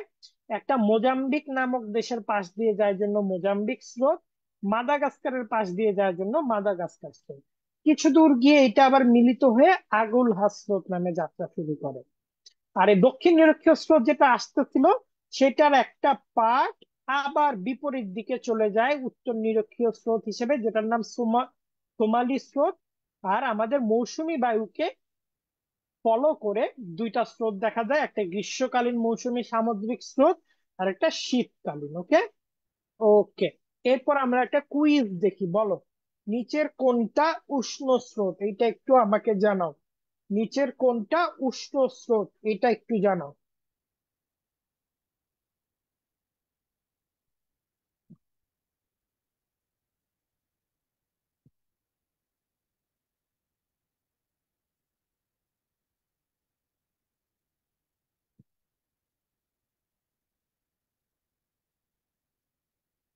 ক, সোমালি স্বপ্ন বলছে সবার আগে। ক, সোমালি, তারপর স্বপ্ন, তারপর নিহা পাটোয়ারি বলছে এ,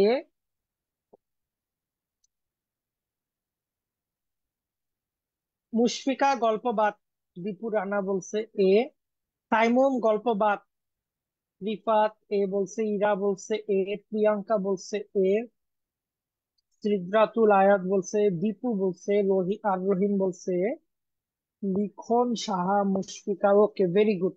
তাহলে সঠিক উত্তরটা আমরা যদি দেখি, সোমালি স্রোত একটা উষ্ণ স্রোত, তাই না? সোমালি স্রোত একটা উষ্ণ স্রোত। তো চলো, এবার আমরা আমাদের পরবর্তী কন্টেন্টে যাই।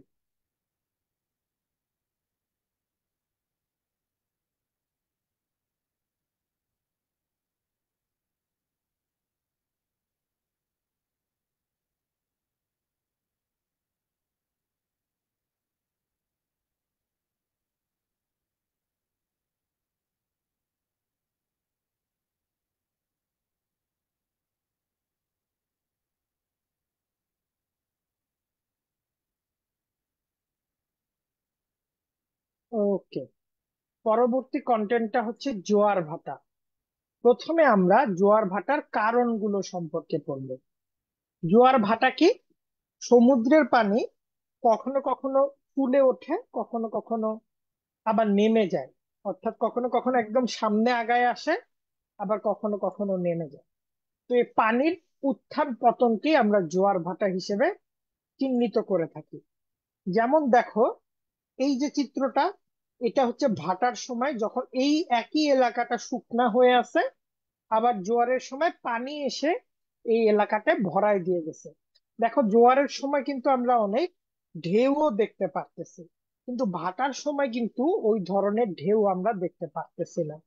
তো দিনে পানি নিয়মিত দিনে 3 বার উঁচু হয়, আর দিনে 2 বার উঁচু হয়ে যায়, আবার নির্দিষ্ট সময় পর নেমে যায়। ফুলে ওঠাকে জোয়ার বলে, আর নেমে যাওয়াকে ভাটা বলে। তো এইটা একটু মনে রাখতে হবে, প্রতিদিন প্রায় 12 ঘন্টা 26 মিনিট অন্তর অন্তর সমুদ্রের পানি নিয়মিত ওঠানামা করে। তো এটা 1 থেকে 3 ফুট পর্যন্ত হয়ে থাকে। এটা লো টাইড, এই যে দেখো ডুবে গেছে এই এরিয়াটা, এটা হাই টাইড। তো জোয়ার ভাটার কারণ কি? মানুষ বলে, বা মূলত চাঁদের আকর্ষণের কারণেই মূলত জোয়ার ভাটাটা হয়ে থাকে। চাঁদের আকর্ষণের কারণে জোয়ার ভাটা হয়ে থাকে। তবে সূর্যেরও একটা পৃথক আকর্ষণটা, মানে পৃথক আকর্ষণ আছে সূর্যেরও, একটা পৃথক আকর্ষণ আছে। আমি ম্যাপের একটা ভিডিও 2-3 দিন টাইম লাগবে আমার, তারপর দিয়ে দিব। আমি একটু তোমাদের ক্লাসগুলা নিয়ে তো অনেক বিজি ছিলাম, আমার অনেকগুলা কাজ আটকে গেছে, কাজগুলো আমি করতে পারি নাই। তো সেই কাজগুলো একটু সেরে উঠে আমি তোমাদের দিয়ে দিব। এখন দেখো, প্রথমে আমরা একটু দেখি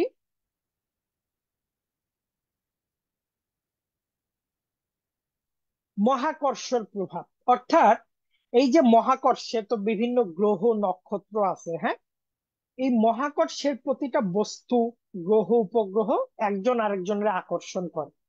এই আকর্ষণটার নাম হচ্ছে মহাকর্ষ। আর পৃথিবীতে যে একটা বস্তু, মানে পৃথিবী যে বস্তুকে আকর্ষণ করে, এইটাকে আমরা বলি অধিকর্ষ। তো নিয়ম হচ্ছে, যে গ্রহ সবচেয়ে বড়, বা যে জিনিসটা সবচেয়ে বেশি বড়, সেটার আকর্ষণ শক্তিও তত বেশি। আবার আরেকটা জিনিস মনে রাখতে হবে, দূরত্ব বৃদ্ধির সাথে সাথে আকর্ষণ শক্তিও কমে যায়। ওকে, তাহলে একটা জিনিস আমরা দেখতে পাচ্ছি এখানে, সেই জিনিসটা হচ্ছে আয়তন কত, জ্যোতিষ্ক গুলার আয়তন কত? আর দূরত্ব কত, দূরত্বের বর্গের ব্যস্তানুপাত। ধরো একটা জিনিস এত বড়, এইটা ধরো এই জিনিসটার কাছাকাছি আছে, এটা যদি এই জিনিসটাকে 0.8 শক্তি দিয়ে আকর্ষণ করতে পারে, এই জিনিসটা এই দূরের এই জিনিসটাকে 0.2 দিয়ে আকর্ষণ করতে পারবে। কিন্তু এটার কাছাকাছি যদি আরেকটা ছোট্ট জিনিসও থাকে, এই জিনিসটা দেখা যাবে পয়েন্ট কত, 0.2, এই জিনিসটা দেখা যাবে 0.7 দিয়ে এটাকে আকর্ষণ করতেছে। মানে আমি শক্তি বুঝাইলাম আর কি। তোমরা কি ব্যাপারটা বুঝতে পারছো কিনা, যে এই বস্তুটা এই বস্তুর কাছাকাছি বড়, এ বি, এই বড় বস্তুটা এই এ কে আকর্ষণ করতেছে 0.8 শক্তি দিয়ে, কিন্তু বি দূরে হওয়ায় বি কে আকর্ষণ করতেছে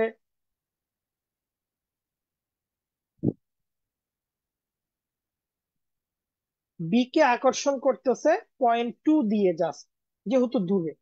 কিন্তু বি এর কাছে একটা ছোট্ট বস্তু আছে, শুধুমাত্র কাছে থাকার কারণেই এটা 0.7 দিয়ে এটাকে আকর্ষণ করতেছে।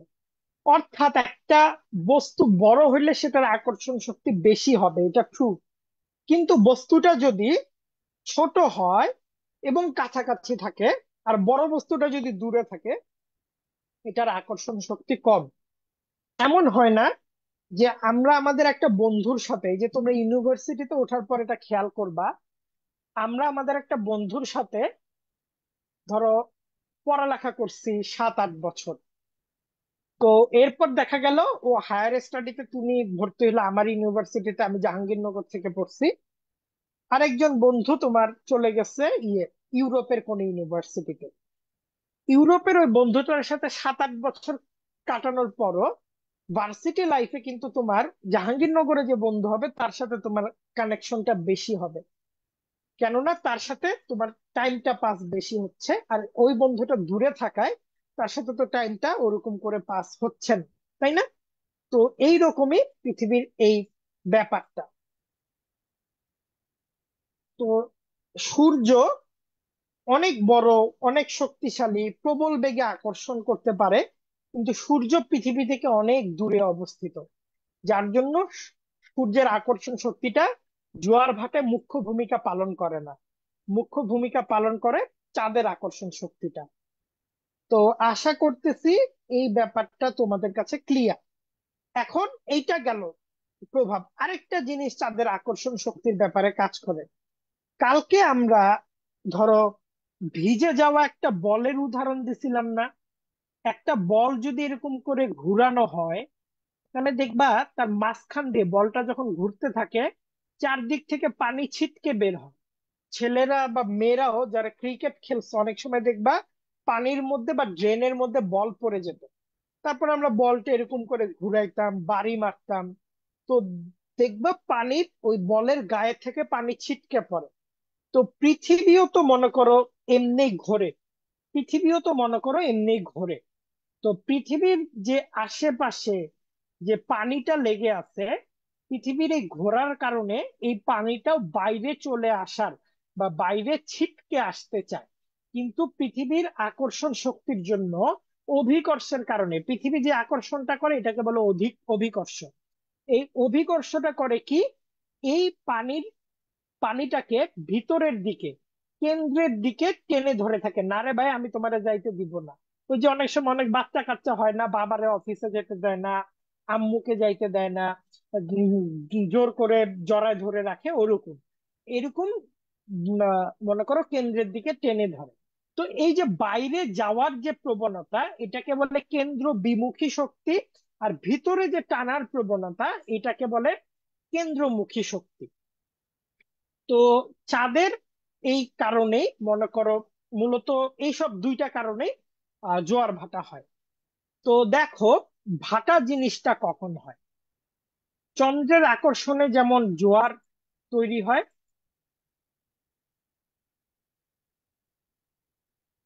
তেমনি মনে করো ভাটাও হয়। ধরো পৃথিবীর পানি রাশি উপর যে অংশে চন্দ্রের আকর্ষণ বেশি সে স্থানে মুখ্য জোয়ার হয়, এটা জোয়ার হবে, হ্যাঁ।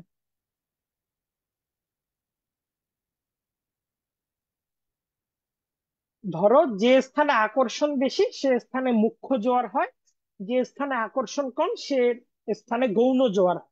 এটা আমি বুঝাচ্ছি এখন, হ্যাঁ, এটা আমি বুঝাচ্ছি। ধরো এই যে চাঁদ, চাঁদ করতেছে কি, এই পাশটাকে, এই জায়গার যে পানি রাশি এটাকে টেনে ধরতেছে, আকর্ষণ বেশি করতেছে। দেখো এই জায়গার পানি রাশিটা কিন্তু ফুলে উঠছে, এই জায়গার পানি রাশিটা কিন্তু ফুলে উঠছে, যার জন্য এখানে আমরা দেখতে পাচ্ছি মুখ্য জোয়ার। আর এইখানে দেখো কি হওয়ার কথা। ধরো এটা দুনিয়া না, এটা পৃথিবী।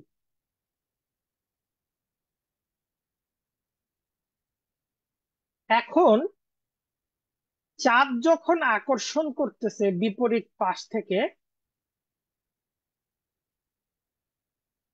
এই অংশটা আকর্ষণ করতেছে, ঠিক এই অংশও কিন্তু চাঁদ আকর্ষণ করতেছে, তাই না? এই কেন্দ্র বরাবর এই অংশ চাঁদ আকর্ষণ করতেছে, খুব ভালো মতো বুঝো। এই কাছাকাছি আকর্ষণে তো এই অংশটা ফুলে উঠছেই, এই অংশটা ফুলে উঠছেই। এই অংশটায় হয় কি, এই অংশটার পানি তখন করে কি, একটু নিচের দিকে নেমে আসে, চাঁদের দিকে যেতে চায় এই অংশটার পানি। তখন হয় কি, আশেপাশের পানি এই আকর্ষণ শক্তির প্রভাবে এই অংশটাকে ফিল আপ করতে চায়, যার জন্য এরকম করে পানি ফুলে ওঠে। মুখ্য জোয়ার গৌণ জোয়ারের মতো।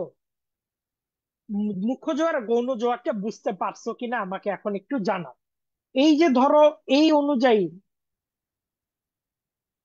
এই এই এই জায়গা থেকে চাঁদ আকর্ষণ করতেছে এই পয়েন্টটাতেও, তখন করে কি, এই পয়েন্টের যে পানিগুলা এগুলো একটু ভিতরে চলে আসতে চেষ্টা করে, তখন আশপাশ থেকে পানি এসে এই জায়গাটা আবার ফিল আপ করতে চেষ্টা করে, যার জন্য এখানে একটা আহ মনে করো গৌণ জোয়ারের তৈরি হয়। মানে এই জোয়ারটা এই জোয়ারের মতো অত ফুলে ফেপে না উঠলেও, যেহেতু এখানেও যে চাঁদের আকর্ষণ শক্তি এই কিনার বরাবর একটু দূরে, কিন্তু কিনার বরাবর কাজ করতেছে, তবু এখানে একটা জোয়ার তৈরি হয়। ওকে, ওকে, ক্লিয়ার তাহলে। গৌণ জোয়ার মুখ্য জোয়ার ক্লিয়ার, আমাকে একটু জানাও। গৌণ জোয়ার আর মুখ্য জোয়ার ক্লিয়ার কিনা একটু জানাও আমাকে। গৌণ জোয়ার এবং মুখ্য জোয়ার ক্লিয়ার কিনা একটু জানাও। বুঝতে পারছো? প্রত্যেকের বুঝতে হবে ব্যাপারটা। ক্লিয়ার? গৌণ জোয়ার মুখ্য জোয়ার,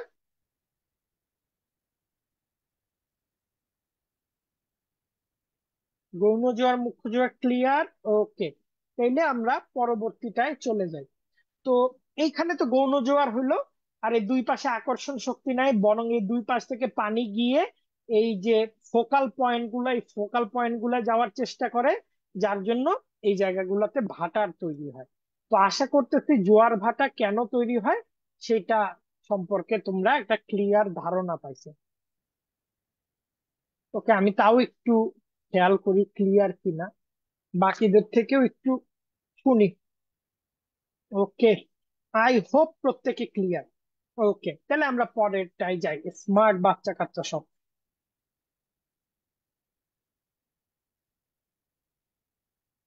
ওকে,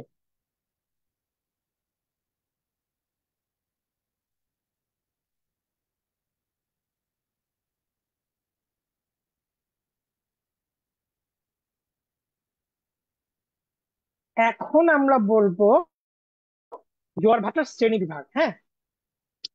তো জোয়ার ভাটাকে আমরা মুখ্য জোয়ার গৌণ জোয়ারে ভাগ করতে পারি, ভরা কটাল মরা কটালে ভাগ করতে পারি। সেইটা নিয়েই আমরা মূলত পড়ালেখা করব। দেখো মুখ্য জোয়ার আর গৌণ জোয়ারটা কি, এই যে পৃথিবীর যে অংশ সর্বাপেক্ষা চন্দ্রের নিকটবর্তী হয়, তোমরা এই অংশটায় দেখো, এই যে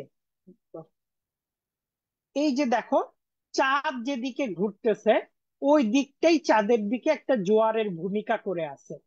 এইটাকে এই জন্য বলা হয় মুখ্য জোয়ার অর্থাৎ সরাসরি সম্মুখে। তোমরা যদি ঠিক এইখানটাতেও লক্ষ্য করো যে চাঁদের দিকে, অর্থাৎ চাঁদ যেদিকে মুখ করে আছে এদিকে আমরা প্রাইমারি টাইপটা দেখতে পাচ্ছি। আর এদিকেও যে বললাম না, এখানেও যেহেতু আকর্ষণ বল কাজ করে কিছুটা, অনেকটা করে মনে করো যে এই জায়গাটা আকর্ষণ বল কাজ করার কারণে পানিগুলা সব এদিকে ফুলে উঠে আসার চেষ্টা করে, এখানে সেকেন্ডারি টাইপ দেখা দেয়।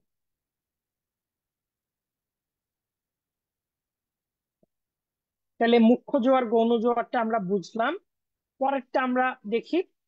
গৌণ জোয়ারটা কি? প্রতিপাদ্য স্থানে জোয়ার, অর্থাৎ এই যে বিপরীত পাশের জোয়ার। প্রতিপাদ্য স্থানটা কি?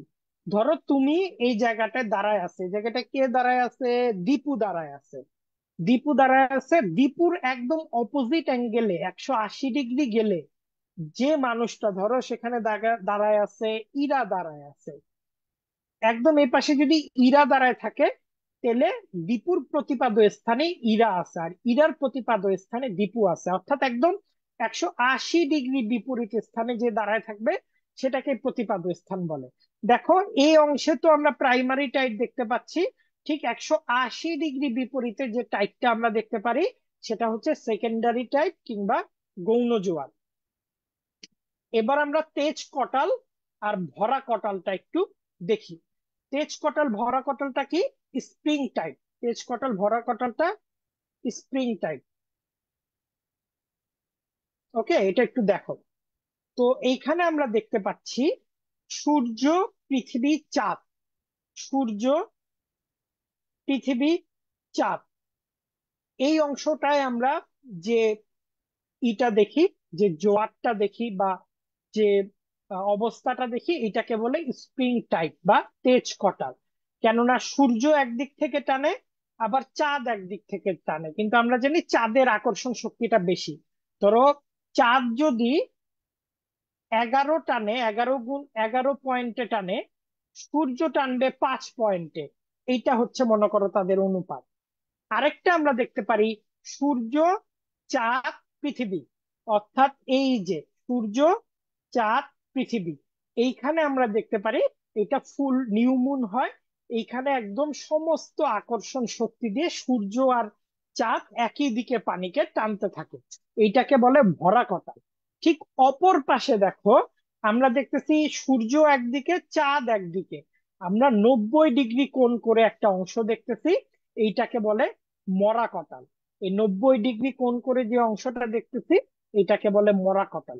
যে অবশ্যই এখানে সূর্যের আকর্ষণ শক্তিটাই বেশি হবে, তবে চাঁদও কিছুটা করে, চাঁদও কিছুটা আকর্ষণ করে। এবার আমাকে এইটার উদাহরণ দাও। ইয়াস, তোমরা স্টার স্টুডেন্ট, ভেরি গুড। আমাকে একটু এই এমসিকিউর অ্যান্সারটা একটু দাও। আমাকে এই এমসিকিউর অ্যান্সারটা একটু দাও। জোয়ার ভাটা উৎপন্ন করায় সূর্য আর চাঁদের অনুপাতটা কত? জোয়ার ভাটা উৎপন্ন করায় সূর্য আর চাঁদের অনুপাত কত?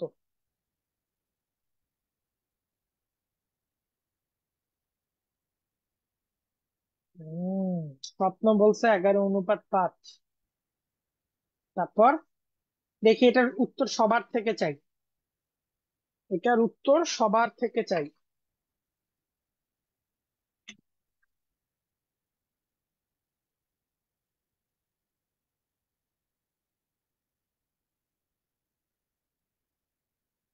সিদরাতুল আয়াত বলছে 11 অনুপাত 5। বাকিরা?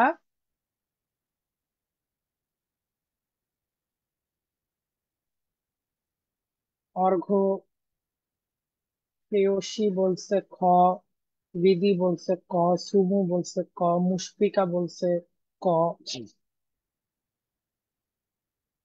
স্বপ্ন।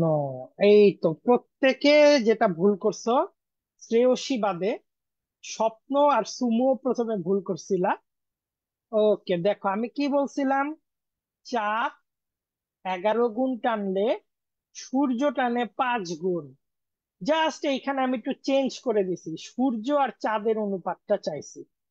এটা 5 অনুপাত 11 হবে, তাই না? তার মানে আমরা জানি, আমরা পড়ি, আমরা সবকিছুই করি, কিন্তু প্রশ্নটা খেয়াল করে পড়ি না জন্য কিন্তু আমরা এই ভুলগুলা করি। তাইলে প্রত্যেকটা এমসিকিউর প্রশ্ন, প্রত্যেকটা সিকিউর প্রশ্ন তোমরা আমাকে কথা দাও, তোমরা সুন্দর করে পড়বা, বুঝে পড়বা, বুঝে পড়ে অ্যান্সার গুলা দিবা। দেখো শ্রেয়সী কিন্তু কারেক্ট করছে পরবর্তীতে।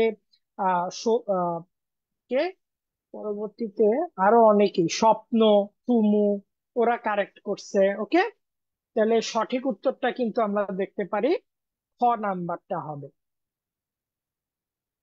এর পরেরটা একটু আমরা দেখি।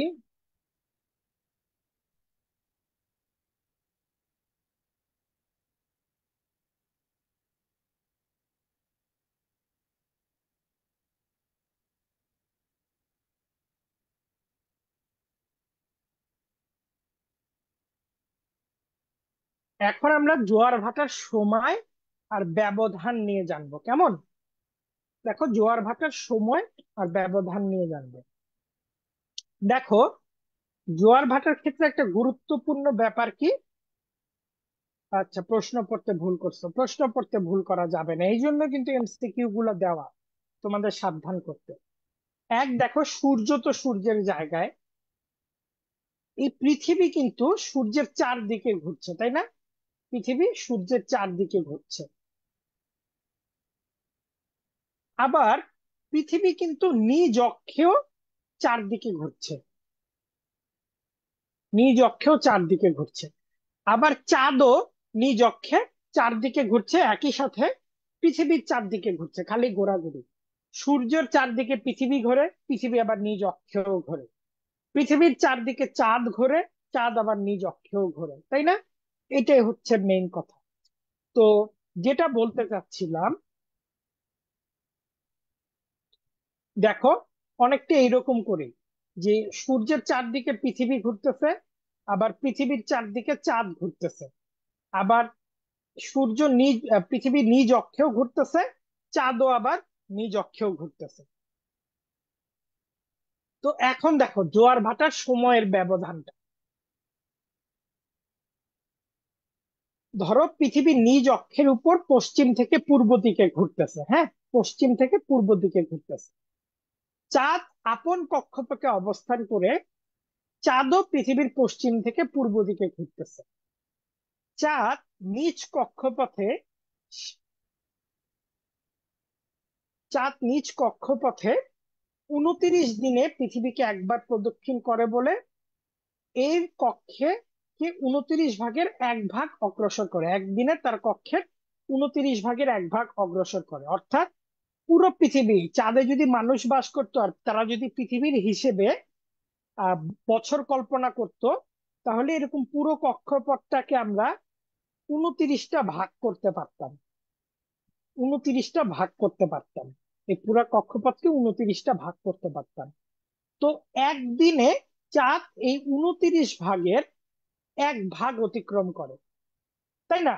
আর 29 দিনে 29 ভাগে অতিক্রম করে, 29 দিনে একবার পৃথিবীকে পুরোপুরি প্রদক্ষিণ করে।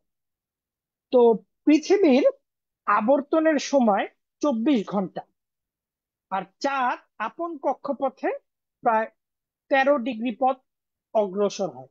অর্থাৎ পৃথিবী নিজ অক্ষে নিজ অক্ষে 24 ঘন্টায় যতখানি ঘোরে, চাঁদ সেই সময় পৃথিবীর চারদিকে 13 ডিগ্রি পথ বেশি অতিক্রম করে। ধরো উম পৃথিবীর এই অংশে কে আছে? রানা আছে, দীপু রানা। আর এই অংশে আছে মুশফিকা। তো চাঁদ করছে কি, পৃথিবী তো চারদিকে ঘুরতেছে, চাঁদও পৃথিবীর চারদিকে ঘুরতেছে। তো পৃথিবী একবার দিনে চার মানে নিজের কক্ষে একবার চারদিকে ঘোরার সময়, মানে 24 ঘন্টায় নিজ অক্ষের উপর একবার ঘোরার সময়, চাঁদ করে কি, যেহেতু ছোট এরিয়া নিয়ে ঘোরে, চাঁদ 13 ডিগ্রি বেশি অগ্রসর হয়ে যায়। চাঁদ যদি এই রানার এখান থেকে যাত্রা শুরু করে, পৃথিবী ঘুরতে ঘুরতে চাঁদ 13 ডিগ্রি অতিক্রম করে এই মুশফিকার জায়গায় চলে আসে। তার মানে সম্পূর্ণ একবার ঘুরে আসার পর ভূপৃষ্ঠের কোনো মধ্যরেখা পুনরায় চাঁদের ঠিক নিচে আসতে, অর্থাৎ রানা যদি আবার এই চাঁদের এই জায়গাটায় আসতে চায়, তাহলে রানার 13 ডিগ্রি পথ এক্সট্রা ঘোরা লাগবে। এই ব্যাপারটা কি ক্লিয়ার? একটু আমাকে বলো, আমি একটু আরেকবার বলি। হুম। এটা হাতে কলমে বুঝাইলে খুব ভালো হইতো। ধরো পৃথিবী নিজ অক্ষে চারদিকে ঘুরতেছে। ধরো এদিকে রানা, এদিকে মুশফিকা। তো পৃথিবীর এই ঘোরার সময় চাঁদও তো পৃথিবীর চারদিকে ঘোরে না? চাঁদও পৃথিবীর চারদিকে ঘোরে। চাঁদ করে কি, 13 ডিগ্রি পথ বেশি ঘুরে ফেলে। যেখানে চাঁদ একবার প্রদক্ষিণ করার সময় রানার এখানে থাকার কথা ছিল, চাঁদ না থেকে মুশফিকার এখানে চলে যায়, চাঁদের অবস্থানটা মুশফিকার এখানে চলে যায়। তো রানা রানাকে আবার চাঁদ যখন দেখতে পাবে, রানা তখন এক্সট্রা 13 ডিগ্রি পথ অতিক্রম করা লাগবে। ওকে। এই 13 ডিগ্রি মানে কি আমরা জানি, 1 ডিগ্রি সমান 4 মিনিট। আর 13 ডিগ্রি মানে 4 তেরো 52 মিনিট সময় বেশি লাগে। অর্থাৎ চাঁদ যেহেতু আগায় যায়, তো ওই যে স্থান থেকে যাত্রা শুরু করতেছিল, সেই স্থানটা চাঁদের এখানে আসতে চাঁদের আবার ওই স্থানের 52 মিনিট টাইম বেশি লাগে। ওকে। আই হোপ এটা বুঝতে পারছো। অর্থাৎ এই অংশ থেকে চাঁদ যখন যাত্রা শুরু করে, আবার তো পুরাটা ঘুরে চাঁদের তো এই স্থানেরই আসার কথা ছিল, পৃথিবীর এই স্থানটাই দেখার কথা ছিল। কিন্তু পৃথিবীও যেহেতু নিজ কক্ষপথে ঘুরতেছে, পৃথিবীর ওই স্থানটাও আগায় যায়। আর চাঁদও আগায় গিয়ে চাঁদ দেখা যায় এই স্থানে চলে যায়। আর এই স্থানটায় চাঁদ দেখা যায় ফোকাস করতে পারে। তো এই স্থানটা আবার চাঁদের নিচে আসতে 13 ডিগ্রি সময় বেশি অতিক্রম করা লাগে। সুতরাং আজকে যে স্থানে, ধরো আজ চাঁদ যদি কালকে এ স্থানে মুখ্য জোয়ার করে যায়, কালকে এ স্থানে মুখ্য জোয়ার হইতে আরো 52 মিনিট টাইম বেশি লাগবে। কালকে যদি চাঁদ এখানে মুখ্য জোয়ার করে যায়, আজকে এ স্থানে মুখ্য জোয়ার হইতে 52 মিনিট টাইম বেশি লাগবে। তাহলে এই মুখ্য জোয়ার থেকে 52 মিনিট টাইম বেশি লাগবে। কিন্তু ভাগগুলো একটু লক্ষ্য করো, এই ভাগগুলো একটু লক্ষ্য করে ইম্পর্টেন্ট। একটা হলো প্রথমে মুখ্য জোয়ার হয়, তারপর গৌণ জোয়ার হয়, তাই না?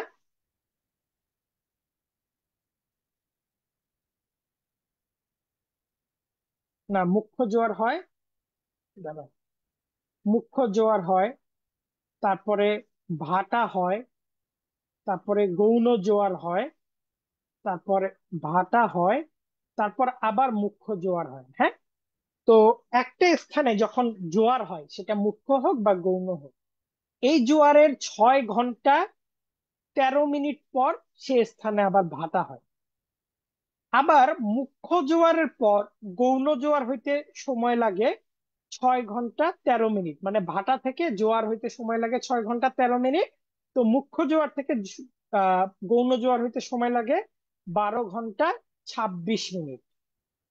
আবার তো এটার সাথে মনে করো আবার যোগ হয় 6 ঘন্টা 13 মিনিট, যেহেতু গৌণ জোয়ার হয়েছে। আবার এখানে ভাটা হবে একটু পর, আবার এই ভাটার পর আবার মুখ্য জোয়ার হবে, আবার 6 ঘন্টা 13 মিনিট পর হবে। এই চারটা 6 ঘন্টা 13 মিনিট নিয়ে 24 ঘন্টা 52 মিনিট পর এক স্থানে মুখ্য জোয়ারে এক মানে মুখ্য জোয়ার পর, মুখ্য জোয়ার হওয়ার পর আবার 24 ঘন্টা 52 মিনিট পর সেই স্থানে আমরা মুখ্য জোয়ার দেখতে পারি। এই বানটা বোঝানোর দরকার নাই, এটা পড়ে নিতে পারবা। আমি একটু এই বিষয়টা আবার ক্লিয়ার করি। যে ধরো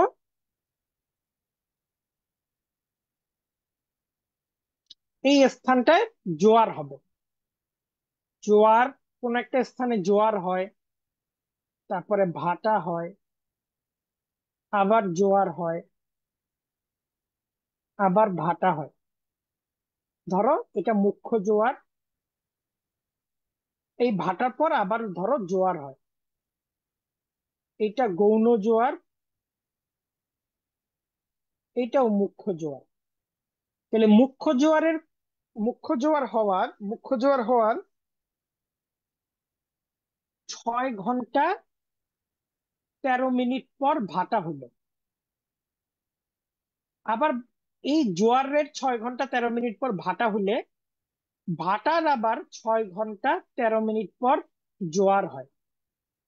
আবার জোয়ার হইলো, আবারও 6 ঘন্টা 13 মিনিট পর ভাটা হবে।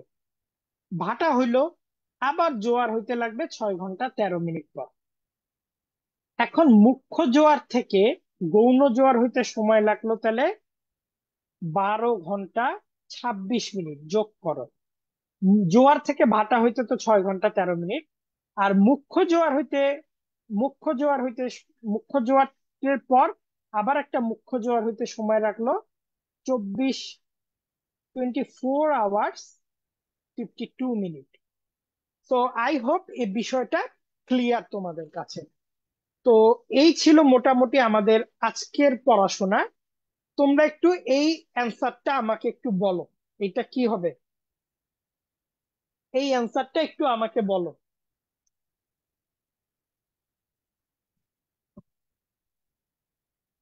এই অ্যান্সারটা একটু আমাকে বলো, এটা কি হবে? সমুদ্রবিদ্যা বিভাগের একদল ছাত্র মাঠকর্মে গিয়ে জানতে পারলো কক্সবাজারে আজ 1টার দিকে মুখ্য জোয়ার হয়েছে। তাদের শিক্ষক এও বললেন যে জোয়ার ভাটা একটি নির্দিষ্ট সময় পর পর হয়। উদ্দীপক অনুসারে কক্সবাজারে পরের মুখ্য জোয়ারটি ঠিক কতক্ষণ পর হবে?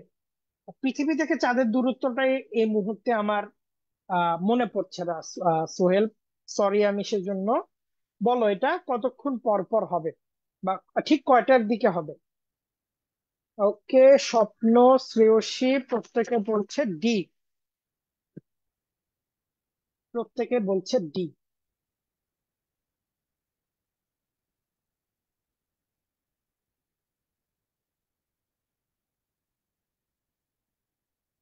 হুম, তাহলে সঠিক উত্তরটা আমরা দেখতে পাচ্ছি পরের দিন ঠিক 1:52 মিনিটে এই মুখ্য জোয়ারটা অনুষ্ঠিত হবে। তো যাই হোক, এই ছিল মোটামুটি আমাদের আজকের পড়াশোনা।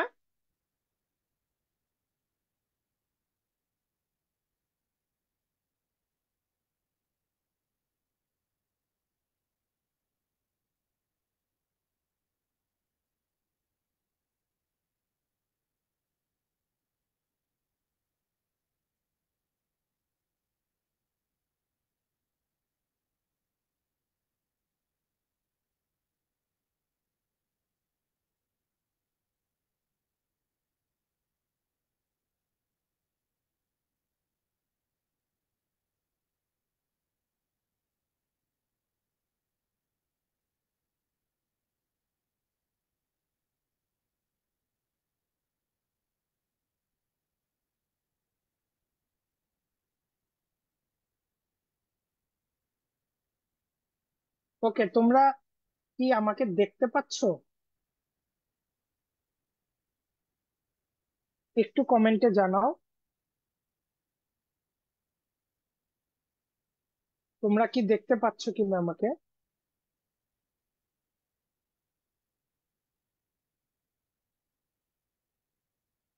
নাকি লাইভটা কেটে দিছি। একটু আমাকে জানাও, হ্যাঁ।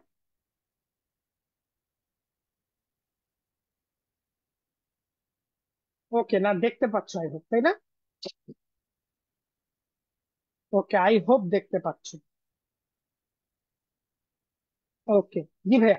তো শোনো, এখন একটু আমরা অন্য কিছু নিয়ে কথা বলি। আহ যে বলো, তোমাদের পুরা ক্লাসটা কেমন লাগছে এতক্ষণ? পুরা পুরা ক্লাসটা এই কয়দিন কেমন লাগছে?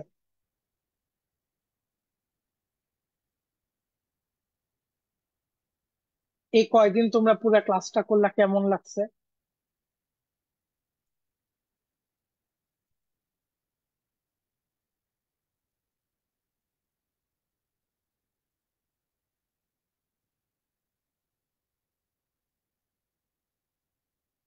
ওকে, তো আমরা তো আমাদের ক্লাসটা মোটামুটি শেষ করে ফেলছি।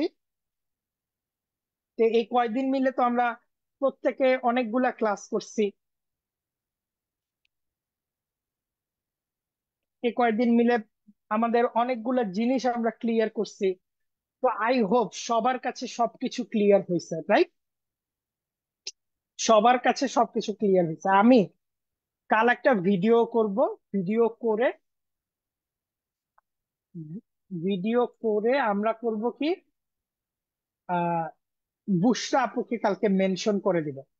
এবং তোমরা প্রত্যেকে বুশরা আপুকে রিকোয়েস্ট করবা যে আপু আমাদের সেকেন্ড পেপার ক্লাস চাই, আমাদের সেকেন্ড পেপার ক্লাস চাই। সুন্দর লাগতেছে না? আমাদের সেকেন্ড, তোমরা চাইলে স্ক্রিনশটও তুলে রাখতে পারো, পরবর্তীতে তোমরা কিন্তু আহ পোস্টও করতে পারো পেজে। তো বেসিক একদম ক্লিয়ার হয়ে গেছে। তোমরা রিভিশন হয়ে গেছে যাদের রিভাইজ ছিল, এবং আমি কথা দিছি যে সামনে প্রতিদিন তোমাদের একটা করে চ্যাপ্টারের আমি এমসিকিউ দিব। এমসিকিউ গুলো তোমরা প্রত্যেকে সলভ করবা, এবং সেই এমসিকিউ গুলা থেকে কত মার্ক পাইলো তোমরা চাইলে আমি এটা গ্রুপে পোস্টও করব, কে কত মার্ক পাইলো না পাইলো সেটা গ্রুপে পোস্টও করব, কেমন? ওকে, তাইলে আমি এখন একটা কথা বলি, তোমরা আমাকে মিস করবা কিনা? এই যে ওই কয়েকদিন যে ক্লাস যাবে, তোমরা আমাকে মিস করবা কিনা বলো? আমি তো তোমাদের অনেক মিস করব।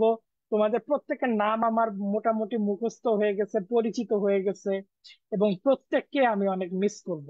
তো তোমাদের যখন এইচএসসি পরীক্ষা হবে, তোমরা কিন্তু সবার আগে আমাকে জানাবা তোমাদের পরীক্ষা কেমন হলো, আমাকে মেসেজ দিবা। পিডিএফটা বোধহয় দিতে পারবো না, আসলে আমার অনেকগুলা কাজ জমে গেছে, তার মাঝেও আমি তোমাদের প্রমিস করছি যে আমি তোমাদের এমসিকিউ, প্রতিদিন এমসিকিউ পরীক্ষা নিব। তো আই হোপ সে পরীক্ষাটা নিতে গেলে একটু তো আমার কাজ বাড়তি করাই লাগবে, এমসিকিউ গুলা শেষ করা লাগবে। তো বলো তোমরা আমাকে মিস করবা কিনা? তোমরা কি আমাকে মিস করবা? তোমরা আমাকে মিস করবা? অবশ্যই করবো ভাইয়া। জিওগ্রাফিতে লাস্ট রুল, প্রত্যেকটা